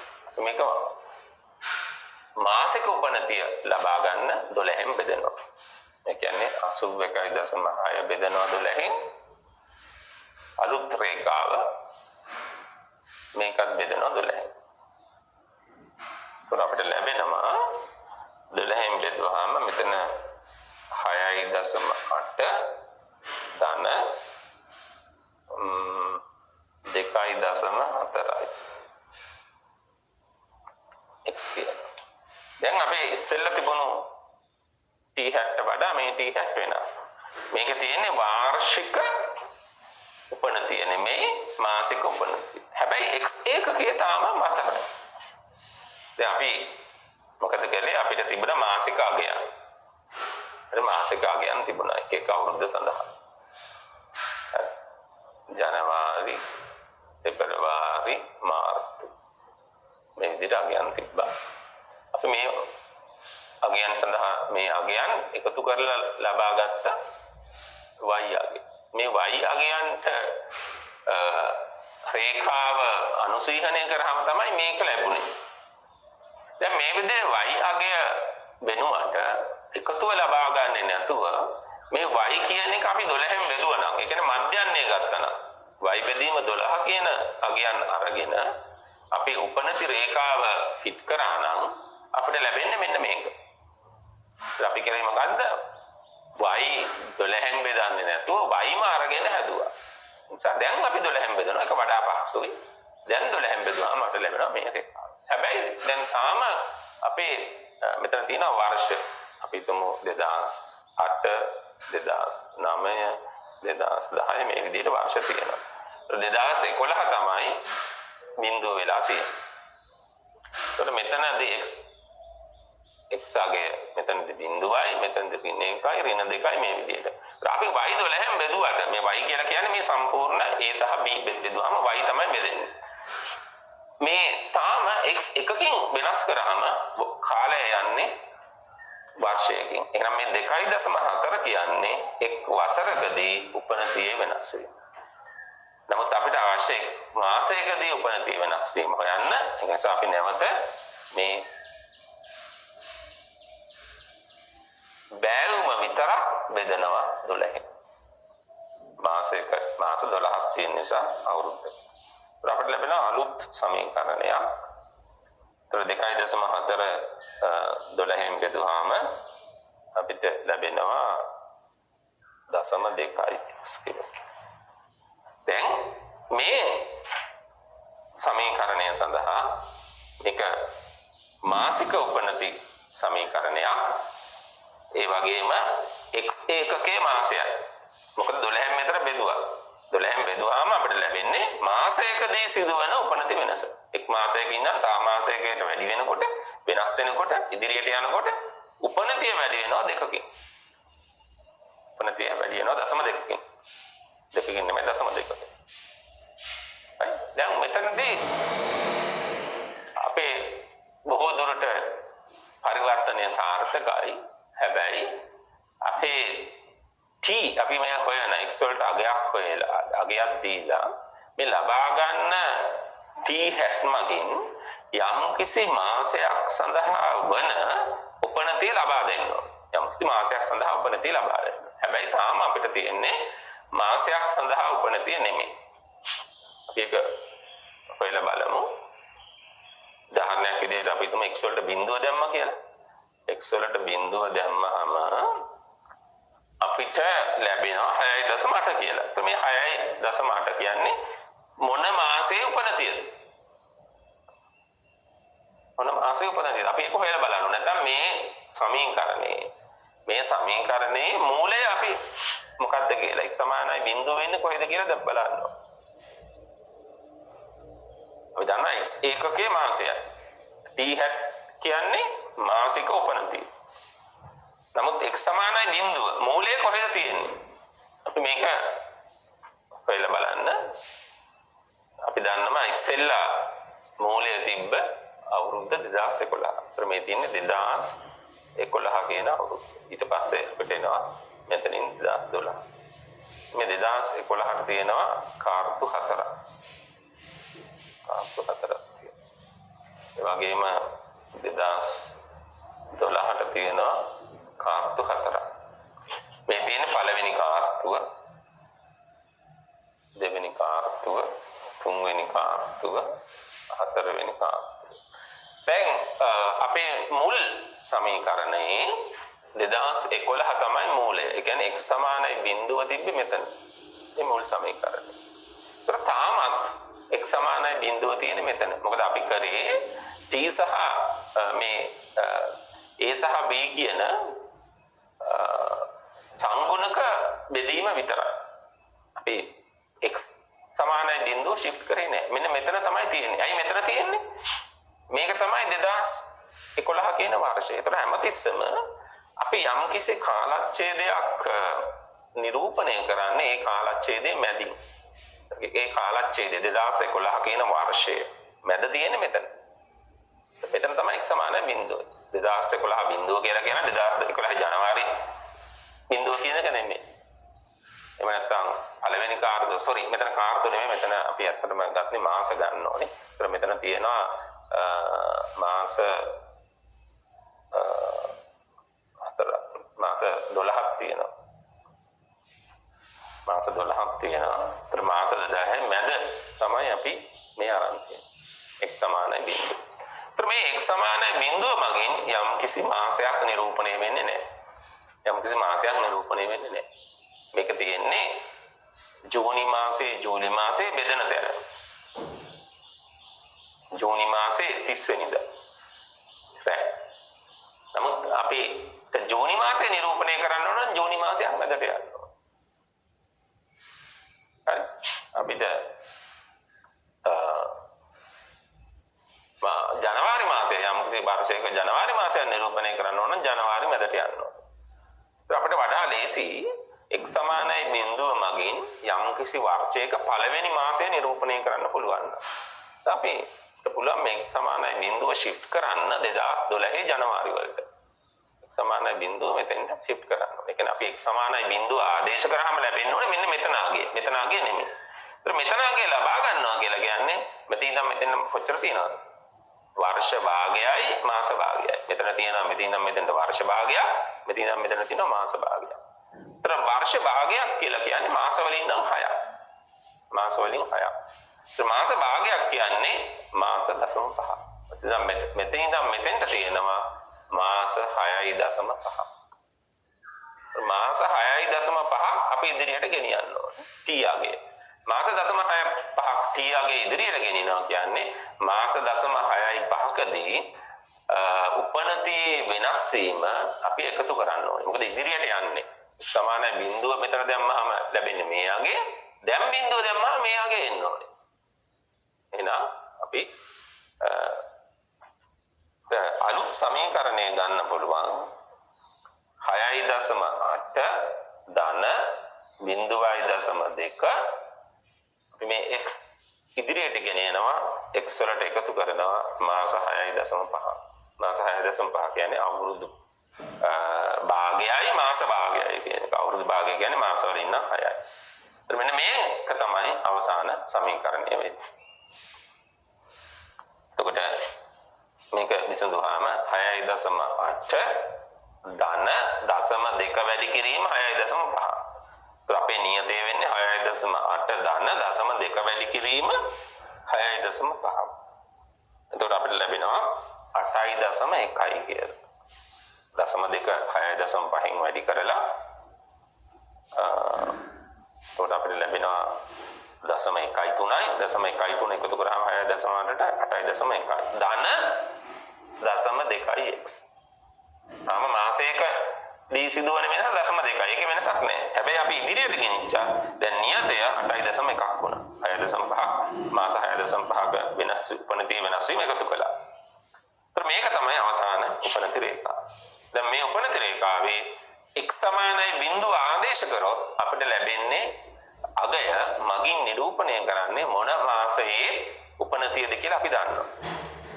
ඔව් x සමානයි බිඳුව වුණාම උත්තරය 8.1. 8.1 කියලා කියන්නේ අපි කොහාටද ගෙනිච්චේ 2012 ජනවාරි වලට. බිඳුව ආදේශ කරොත් අපිට ලැබෙනවා 2012 ජනවාරි මාසයේ උපනතිය. එක ආදේශ කරොත් ලැබෙනවා 2012 පෙබරවාරි මාසයේ උපනතිය. තුන ආදේශ කළොත් මාර්තු මාසයේ උපනතිය. දැන් අපෙන් අහන්නේ 2020 මාර්තු අප්‍රේල් හා මැයි මාස සඳහා උපනතිය අගයන් හොයන්න කියලා. ඒත් අපි ඉස්සෙල්ලාම ගත්තොත් 2020 මාර්තු මාසය සඳහා x අගය මේකනේ ආදේශ කරන්න ඕනේ. මේ උපනතිය හොයන්න මේ x අගය ආදේශ කරන්න. අපි මේක හොයාගන්න උත්සාහ කරමු. දැන් අපේ උපනතිය තියෙන්නේ මූලය තියෙන්නේ 2012 ජනවාරි වල. දැන් අපි ගෙනියන්න ඕනේ කොහෙද? 2020 ජනවාරි වලට අපිට ඉස්සෙල්ලාම ගෙනියන්න පුළුවන්. ඒතකොට 2012 ඉඳන් 2020ට අවුරුදු කීයක් තියෙනවද? 2020 අපි 2012න් 2012 අඩු කර අවුරුදු කොච්චරක් ඉදිරියට යන්න ඕනද? අවුරුදු 8ක් ඉදිරියට යන්න ඕනද? අවුරුදු 8ක්. අවුරුදු 8. දැන් අවුරුදු ගාන නෙමෙයි අපිට x තියෙන්නේ මාස වලින්. අවුරුදු 8යි. අවුරුදු 8යි. එක අවුරුද්දකට තියෙනවා මාස 12. එහෙනම් 2020 ජනවාරි මාසය නිරූපණය කරන්නේ 2020 රින 2012 වැඩි කිරීම 12න්. ඒ කියන්නේ 96න්. 12කට 96යි.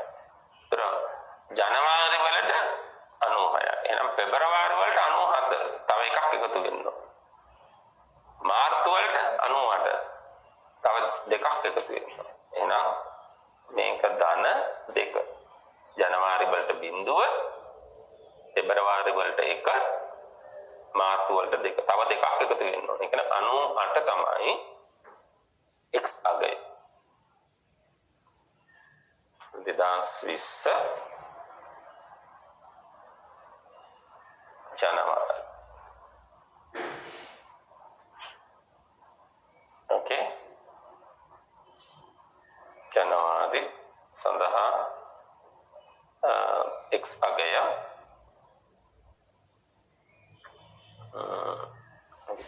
ජනවාරි වලට x අගය විදිහට අපිට ලැබෙනවා 97. එහෙනම් පෙබරවාරි වල කීයද වෙන්න ඕන? ජනවාරි නෙමෙයි. සෝරි ජනවාරි නෙමෙයි අපිට ඕනේ මාර්තු. මාර්තු අපිට ඕනේ.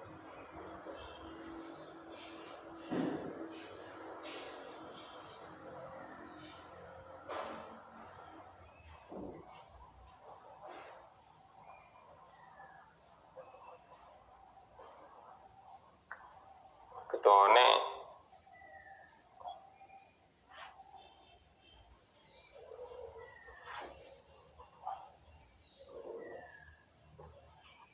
මාර්තු. ඒතර මාර්තු වලට තමයි අපි හොයාගත්තේ 98 කියලා. 96 දන්න දෙක. ඒතර මාර්තු අප්‍රේල් සහ මැයි. ඒතර මාර්තු වලට 98 නම් මෙතන 99 මෙතන 100. දැන් අපිට ඕනේ ට්‍රෙන්ඩ් ඉක්වේෂන් එක. t hat භාවිත කරලා t hat කියලා කිව්වේ මොකද්ද? 8.1 ධන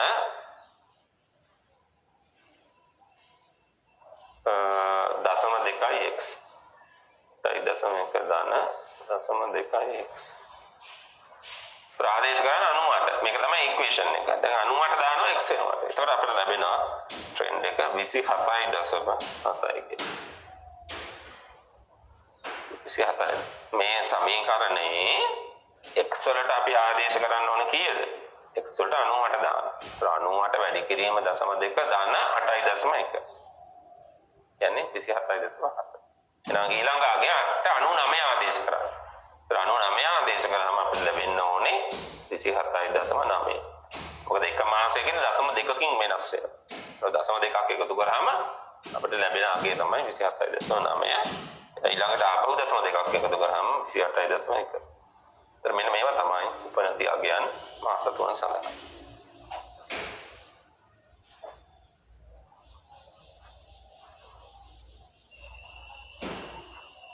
right? පොඩ්ඩක් කල්පනා කරලා නැවත අවබෝධ කරගන්න උත්සාහ කරන්න අපි මොකක්ද කලේ කියන එක. හතරවෙනි ගැටලුව වර්ෂ 2008 සඳහා එක්තරා භාණ්ඩයකට වාර්ෂික විකුණුම් රුපියල් දහස් ගණනින් මත පදනම්ව පාන් සඳහා උපදින රේඛාව ගණනය කර ඇත.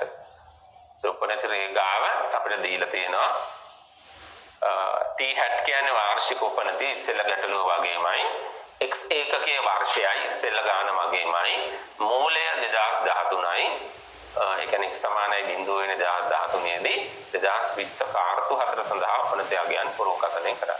ඒතර මේකේ ඉස්සෙල්ලා ගැටලුවට වඩා වෙනසකට තියෙන්නේ දැන් අපිට අවශ්‍ය කාර්තුම ය උපනති රේඛාව. කාර්තුමය උපනති රේඛාව. ඒත් අපිට මෙතනදී පේනවා 2008 ඉඳන් 2018 වෙනකම්. ඔක්කොම තියෙනවා වර්ෂ 11ක්. වර්ෂ 11ක් තියෙන උත්තේ සංඛ්‍යාව. නිසා මූලය වෙන්නේ 2013.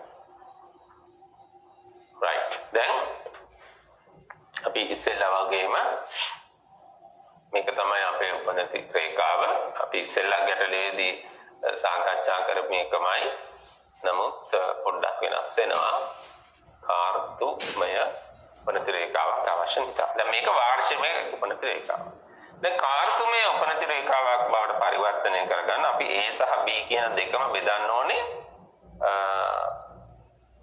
අපි ඉස්සෙල්ලා බෙදුවේ 12න්. නමුත් දැන් බෙදන්න ඕනේ 4න්. මොකද අවුරුද්දකට මාස 12ක් තිබුණ නිසා 12න් බෙදුවා. නමුත් දැන් කාර්තුනේ කාර්තුවක් සඳහා කියන්නේ කාර්තුවක් කියන්නේ මාස 3ක්. ඒත් මාස 3ේම 4ක් තියෙනවා. කාර්තු 4ක් තියෙනවා අවුරුද්දකට. ඒ නිසා අපි කාර්තුමය උපනතිය වෙනකොට බෙදන්නේ 4න්. දැන් අපිට ලැබෙනවා මේ විදිහට බෙදුවාම 70 ධන 3.4යි x කියලා. 4ෙන් බෙදුවාම sorry 13.6යි x 13.6යි x කියලා.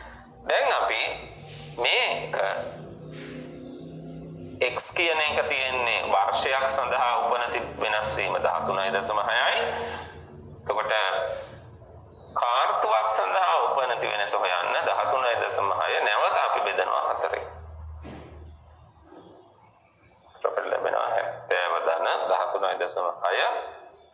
4ෙන් බෙදුවාම 3.4x. right. එතකොට t ගැටලුවක් නැහැ.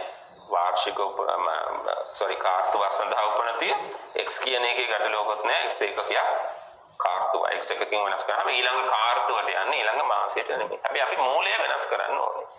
දැන් මූලය තියෙන්නේ 2013. මේක 2014. 2013 කාර්තුමේ දත් තියෙන නිසා අපි සලකන්න ඕනේ කාර්තු. දැන් තියෙන්නේ 2013 මැද්දේ. මෙතන තමයි x සමානයි බිඳුව. දැන් x සමානයි බිඳුව අපිට shift කරන්න පුළුවන් 2014 පළවෙනි කාර්තුවට. මේ තියෙන්නේ පළවෙනි කාර්තුව. පළවෙනි කාර්තුවේ මැද්දට අපි shift කරනවා. මේක පළවෙනි කාර්තුව, මේක දෙවෙනි කාර්තුව ආදී වශයෙන්. පළවෙනි කාර්තුවේ මැද්ද කියලා කියන්නේ මෙතන. මේ පළවෙනි කාර්තුව, දෙවෙනි කාර්තුව, තුන්වෙනි කාර්තුව, හතරවෙනි පළවෙනි කාර්තුවේ මැද්ද මෙතන. මෙතන පළවෙනි කාර්තුව තිබ්බේ. මේක තමයි මැද්ද. දැන් x සමානයි බිඳුවට මෙතෙන්ට ගෙනියනවා කියන්නේ අපි නැවත ඉස්සෙල්ලා වගේමයි අවුරුදු භාගයක් සහ කාර්තු භාගයක්. ඉස්සෙල්ලා මාස භාගයක්.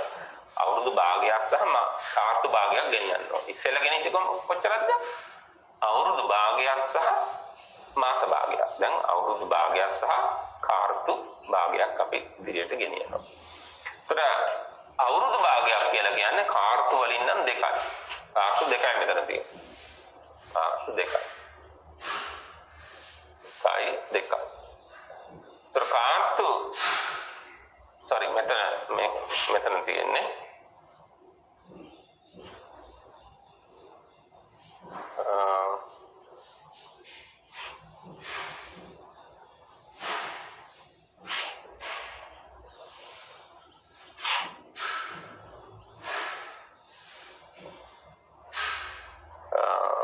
පළවෙනි කාර්තුව, දෙවෙනි කාර්තුව, තුන්වෙනි කාර්තුව, හතරවෙනි කාර්තුව. ඒතර පළවෙනි කාර්තුව කියන්නේ මේක. පළවෙනි කාර්තුවේ මැද්ද. මෙතන තමයි x සමානයි බිඳුව. right. එතකොට මෙතන අපි ගෙනිච්ච. මෙතෙන්ට එනකන් භාගයයි අවුරුදු භාගයයි කියන්නේ කාර්තු 2යි 1යි 2යි. මෙතන කාර්තු භාගයයි. කරන කාර්තු 2.5. එහෙනම් අපි ඊළඟ එකේදී ඊළඟ පීවරේදී x වෙනුවට තව කාර්තු x ඉදිරියට ගෙනියන්න ඕනේ.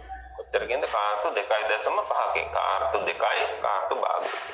ඒත් අපිට ලැබෙනවා 70 ධන 3.4 වැඩි කිරීම 2.5. මේක වරහන් ඉවත් කරලා සුළු කරාම 3.4 වැඩි වෙනවා 2.5න්. අපිට නියතයක් ලැබෙනවා. ඒ නියතය එකතු වෙනවා 70ට. අපිට ලැබෙනවා 78.5 ධන 3.4 වැඩි කිරීම x. මෙන්න මේක තමයි අපේ අලුත් අවසාන උපනති සමීකරණය වෙන්නේ. ඒතර උපනති අපිට ලැබෙන කාර්තුවක් සඳහා x එකකින් වැඩි වුණාම ඊළඟ කාර්තුවට අදාළ උපනති වගේ ලැබෙන්නේ. ඒ වගේම x සමානයි බිඳුව වන්නේ එතන මූලය වන්නේ 2014 පළමු කාර්තු. 2014 එක කාර්තුව සඳහා තමයි x සමානයි බිඳුව. කියන්නේ 78.5 කියලා කියන්නේ 2014 පළමු කාර්තුව සඳහා ලැබෙන උපනති අගය. x සමානයි 1 ආදේශ කරොත් තව 3.4ක් එකතු කළොත් අපිට ලැබෙනවා දෙවෙනි කාර්තුව 2014 දෙවෙනි කාර්තුව. තව 3.4ක් එකතු කළොත්. කියන්නේ 3.4 වැඩි කිරීම දෙකක් එකතු කළොත් අපිට ලැබෙනවා 2014 තුන්වෙනි කාර්තුවට අදාළ අගය. මේ විදිහට ගිහිල්ලා අපිට අවසාන වශයෙන් ඕනේ 2020 කාර්තු 4 සඳහා උපනති අගයන් පුරෝගතනය කරන්න. ඒතර අපිට අවසාන උපනති රේඛාව විදිහට ලැබුණේ 78.5 ධන 3.4x. මූලය x සමානයි බිඳුව කියන්නේ 2014 පළවෙනි කාර්ය. දැන් අපිට ඕනේ මේ 2020 වර්ෂය 2020 කාර්යව එක x අගය අපි පළවෙනි කාර්තුව දෙවෙනි කාර්තුව තුන්වෙනි කාර්තුව හතරවෙනි කාර්තුව සඳහා මේ අගයන් හොයා ගන්නවා. ඒතර ඉස්සෙල්ලාම මේ 2020 පළවෙනි කාර්තුවට අදාළ x අගය අපි හොයනවා. එතකොට 2020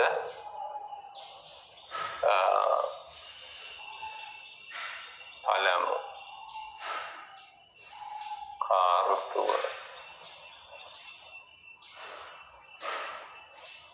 සඳහා x අගය සමානයි ඉස්සෙල්ලාම අපි 2020ට යනකම් තියෙන වර්ෂ ගාන. දැන් 2014 පළවෙනි කාර්තුව 2014 ඉඳන් 2020ට යන්න ඕනේ. ඒකට 2020 ඊන 2014 අපි අවුරුදු කීයක් ඉදිරියට යන්න ඕනේ? අවුරුදු 6ක් 2020 ඊන 2014 හොයන්න ඕනේ. අවුරුදු 6ක්. අවුරුදු 6ක් කියන්නේ කාර්තු 6 වරක් 4 24. එතන. ඒතර පළවෙනි කාර්තුව 2014 පළවෙනි කාර්තුවේ බිඳුව 2015 පළවෙනි කාර්තුවට 4 2016 පළවෙනි කාර්තුවට 8 2017 පළවෙනි කාර්තුවට 12 මේ විදිහට ගිහිල්ලා 2020 පළවෙනි කාර්තුවට ලැබෙනවා 24. මේ පුළුවන් මේ විදිහට අවුරුදු ගාන හොයලා එක 4න් වැඩි කරන්න. ඒතර අපිට ලැබෙනවා මෙතන 24 එහෙනම් මේක 25 26 27. දැන් t hat හොයන්න මේ x වලට දාන්න 24. ඒතර අපිට ලැබෙනවා පළවෙනි අගය. ඒතර 24 ආදේශ කරන්න 78.5 ධන 3.4 වැඩි කිරීම 24. ඒතර අපිට ලැබෙනවා 160.1. දැන් ඊළඟ අගය ගන්න 25 දාන්න x වලට. එහෙම නැත්නම් 3.4ක් එකතු කරන්න මේකට. ලැබෙනවා 163.5. මොකද එක කාර්තුවකදී වැඩිවීම 3.4. දැන් 3.4 ගාන එකතු කරගෙන ගියාම අපිට ඊළඟ අගයන් ලැබෙනවා.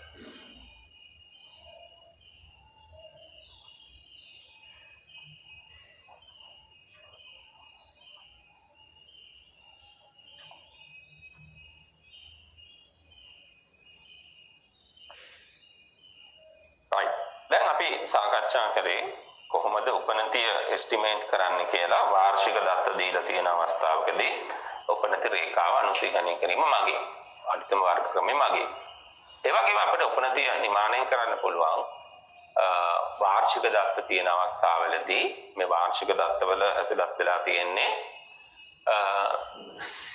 T, C සහ I කියන එක. S අයිති වෙලා නැහැ. ඒතර C සහ I සුමටනය කරලා ඒවා ඉවත් කිරීම මගින් අපිට උපනතිය ලබා ගන්න පුළුවන් චල මධ්‍යක ක්‍රමය භාවිත කරලා. එතකොට චල මධ්‍යක ක්‍රමය මගින් උපනතිය නිර්මාණය කිරීම තමයි අපේ ඊළඟ මාතෘකාව. වාර්ෂික දත්ත දී ඇති අවස්ථාවකදී කාල ශ්‍රේණී උච්චාවචනයන් සුමටනය කොට උපනතිය වෙන් කර ගැනීම චල මධ්‍යක ක්‍රමය බහුලව භාවිත කරන්න ලැබේ. අපි මෙතනදී උත්සාහ කරන්නේ අපිට නොයෙකුත් චාක්‍රික උච්චාවචන තියෙනවා. මේ එක චක්‍රයක දිග හැමතිස්සෙම සමාන නැහැ. يعني අපිට තියෙන්නේ එකිනෙකට අසමාන දිගක් සහිත චක්‍ර. ඒත් අපිට බලනවා මේ චක්‍ර එක සාමාන්‍ය දෙක කොච්චරද? පළවෙනි එක අපි හිතමු අවුරුදු 4යි, දෙවෙනි එක 5යි, නැවත 4යි, ඊළඟ එක 7යි. මේ විදිහට මේ චක්‍ර වල තියෙන දිග අරගෙන ඒකේ මධ්‍යන්නාගය ලබනවා. මේ මධ්‍යන්නාගය තමයි අපි භාවිත කරන්නේ. මේ මධ්‍යන්නේ සඳහා ලැබෙන පූර්ණාගය. මේ මධ්‍යන්නේ සඳහා දශමාගයක් ලැබුණොත් ඒක ළඟම තියෙන පූර්ණ සංඛ්‍යා මේ චල මධ්‍යක සෙවීමේදී මේ චල මධ්‍යක සොයනවා කියන්නේ මධ්‍යක කියන්නේ මධ්‍යන්නේ හොයනවා කියන එක. චලනය කරනවා කියන්නේ ක්‍රමයෙන් ඉහළට ඉදිරියට චලනය කරනවා. අපි මේකට කියනවා චල මධ්‍යක. moving averages. moving averages. moving චලනය වන average අගයන් මධ්‍යක අගයන් අපි හොයන්නේ.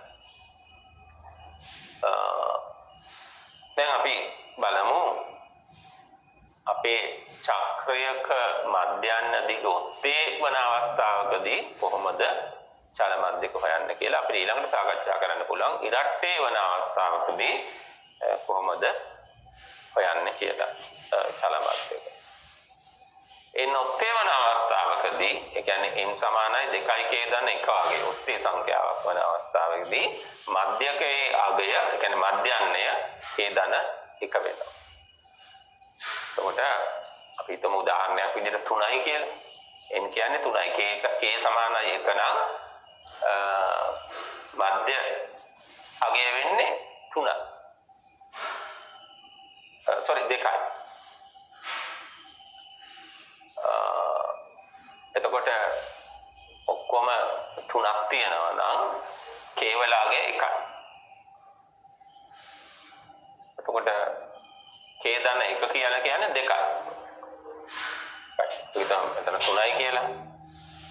මේ k වල අගය 1යි දෙවරක් 1. 2යි 2 දන 1. k 1යි කියලා කියන්නේ 1 දන 2. ඒ කියන්නේ මධ්‍ය අගය කියන්නේ 1 දන 1 සමානයි 2 නේද? අපිට අගයන් 3ක් තියෙනවා නම් y1 y2 y3. මැද අගය කියන්නේ මොකද්ද? දෙවෙනි අගය 3ක් තියෙනවා. 5ක් තියෙනවා නම් ඊවෙනි එක තුන්වෙනි එක. 7ක් තියෙනවා නම් හතරවෙනි එක තමයි මැද වෙන්නේ. මැද වර්ෂය වෙන්නේ. ඒතර මේ විදිහට අපි ඉස්සෙල්ලාම මේ චල එකතුන් හොයනවා. ඒ චල එකතු අපි ඉදිරිපත් කරන්නේ අදාළ කාලච්ඡේදයේ මැද ස්ථානය සඳහා. පහත දැක්වෙන කාල ශ්‍රේණිය සඳහා වසර 3 චල මධ්‍යක හොයන්න. කියන්නේ n සමානයි 3යි. එකවර ගත යුතු මධ්‍ය අගයන්. සාමාන්‍ය අගයන් හොයනකොට වරකට ගත යුතු නිරීක්ෂණ සංඛ්‍යාව 3යි. ඒක නිසා තමයි වසර 3 චල මධ්‍යක කියලා කියන්නේ. අපි ඉස්සෙල්ලාම මේක ලියා ගන්න පුළුවන්. වර්ෂය ඉල්ලුම කියන්නේ y අගය. මේ විදිහට තීරුවක ලියා ගන්න පුළුවන්.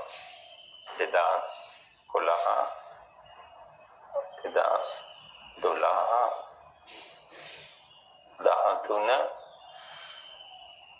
14 15 16 17.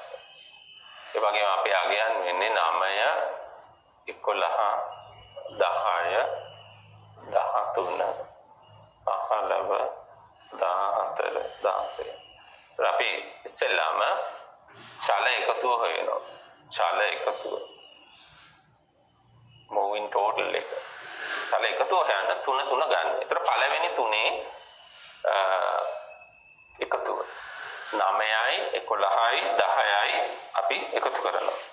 9යි 11යි 10යි එකතු කරාම උත්තරේ 30යි. අපි මේ 30 ලැබෙන්නේ මේ හොයාගත්ත කාලච්ඡේද 3 මැද. මැද කියන්නේ මේක. මෙතෙන්ට තමයි අපිට ලැබෙන්නේ එකතුව 30. හැමදෙස්සම ඒ එකතු කරන්න ගත්ත කාලච්ඡේදවල මැද ස්ථානය තමයි එකතුව තියන්න ඕනේ. 30යි. අපිට ඊළඟට චලනය කරනවා. පළවෙනි එක අයින් කරනවා ඊළඟ එක එකතු කරනවා. ඒක තමයි චල එකතුව කියන්නේ. දැන් මේ තුනේ මැද්ද කියන්නේ මෙතන. ඒතර මේ තුන එකතු කරන්න ඕනේ. මේ තුන එකතු කරනවා කියන්නේ 9 ඉවත් වෙනවා 13 එකතු වෙනවා. ඒ කියන්නේ 9ක් අඩු වෙනවා 13ක් එකතු වෙනවා. 9 13 අතර වෙනස 4යි. එහෙනම් මේ උත්තරේ 34 වෙනවා. ඊළඟට 11 ඉවත් වෙනවා 15 එකතු වෙනවා. නැවත 4ක් එකතු වෙනවා. ඒ කියන්නේ 38 වෙනවා. ඊළඟ එකේදී 10 එකතු වෙනවා 14ක්. 10ක් අඩු වෙනවා 14ක් එකතු වෙනවා. එහෙනම් තව 4ක් එකතු වෙන්න ඕනේ 42. ඊළඟ එකේදී 13 ඉවත් වෙනවා 16ක් එකතු වෙනවා. ඒ කියන්නේ 3ක් වැඩිපුර එකතු වෙනවා. මේක 45. ඒතර මෙතනදී අපිට මේ සඳහා ගන්න ලැබෙන්නේ නැහැ. ඒතර 30 34 38 42 45 කියන අගයන් අපිට ලැබෙනවා. ඒතර මේවා තමයි චල මධ්‍යක වෙන්නේ. චල මධ්‍යක.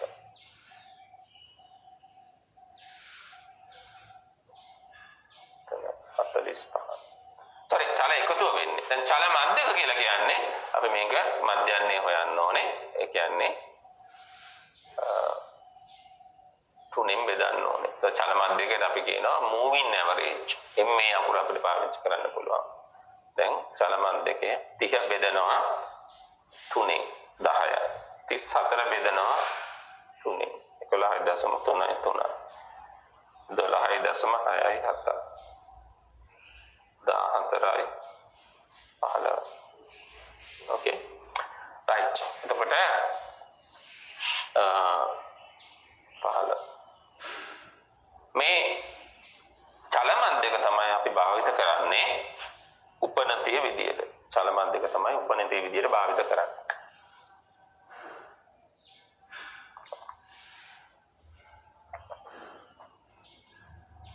දැන් අත්තටම මෙතනදී මොකද වෙන්නේ? මේ විදියට චල මධ්‍යක හෙව්වහම මොකද වෙන්නේ? මෙතන මම අරගෙන තියෙනවා මේ අගයන් මට අගයන් දාන්න විතරයි අත්තටම අවශ්‍යතාවය තිබිලා තියෙන්නේ. ප්‍රශ්නයක් නැහැ. එතකොට අපිට 2011 ලැබිලා තියෙනවා 9 මේ තියන්නේ y අගය මේ තියන්නේ අපේ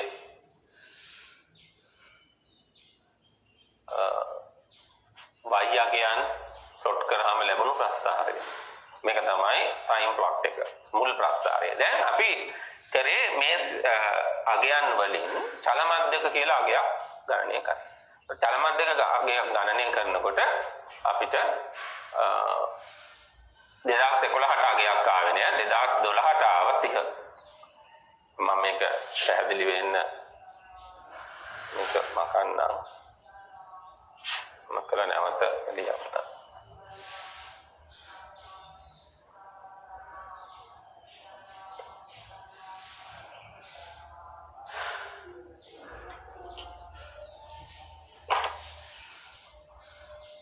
මෙතන අපිට ආවේ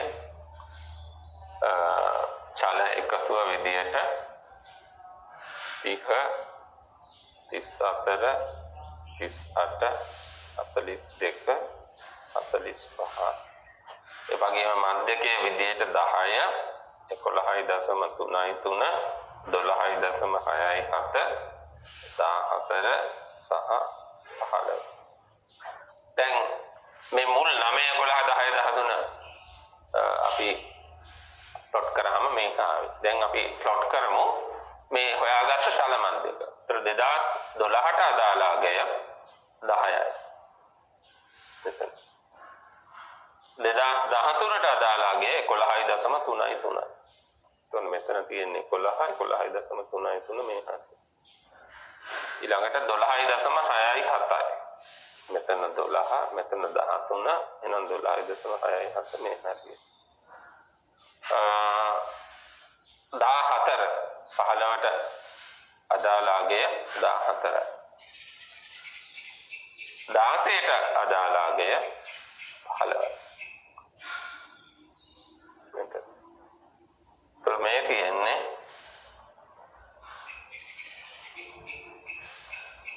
චල මධ්‍යක වලින් ලැබෙන එක. ඒකට ඔයගලන්ට පේනවා ආසන්න වශයෙන් මේ අපි හොයාගත්ත චල මධ්‍යක තියෙන්නේ සරල රේඛාවක් මත. ඒතර ඒ නිසා අපිට මේවා භාවිත කරන්න පුළුවන් උපනති අගයන් විදියට. ඒතර මොකද වෙන්නේ? මේ විදියට චල මධ්‍යක හොයනකොට මේ චක්‍රීය විචලන සුමටණය වෙනවා. සුමටණය වෙලා අපිට ලැබෙනවා මේ ආසන්න වශයෙන් රේඛාවක් මත අගයන් නිසා මේවා උපනති අගයන් දෙක ලබා ගන්න පුළුවන්. හැබැයි මෙතනදී අපි මේ අගයන් භාවිත කරලා නැවත රේඛාවක සමීකරණයක් ලබා ගත්තේ නැත්නම් මේ අනාගත අගයන් අපිට පුරෝකථනය කරන්න බෑ. අනාගත අගයන් පුරෝකථනය කරන්න නම් හැමතිස්සම අපිට අවශ්‍ය වෙනවා රේඛාවක සමීකරණය. 2018 2020 මේ උපනතිය මේ ක්‍රමයේ මගින් හොයන්න බෑ. මේ ක්‍රමයේ මගින් හොයන්න බෑ. පැහැදිලිද? ඒක නිසා අපි මේ ක්‍රමය බහුලව භාවිත කරන්නේ උදෙක් දීලා තියෙන දත්ත වලින් මේ උච්චාවචනයන් ඉවත් කරලා සුමටනය කරලා මේ ට්‍රෙන්ඩ් වැලියුස් හොයන්න විතරයි අපි භාවිත කරන්නේ. ට්‍රෙන්ඩ් වැලියුස් නැත්නම් උපනති අගයන් පුරෝකථනය කරන්න නෙමෙයි අපි මේක භාවිත කරන්නේ. දීලා තියෙන කාලච්ඡේද වලදී උපනති අගයන් ලබා ගැනීම සඳහා පමණයි මේ චාක්‍රික විචලන සුමටනය කරලා T අගයන් ලබා ගැනීම තමයි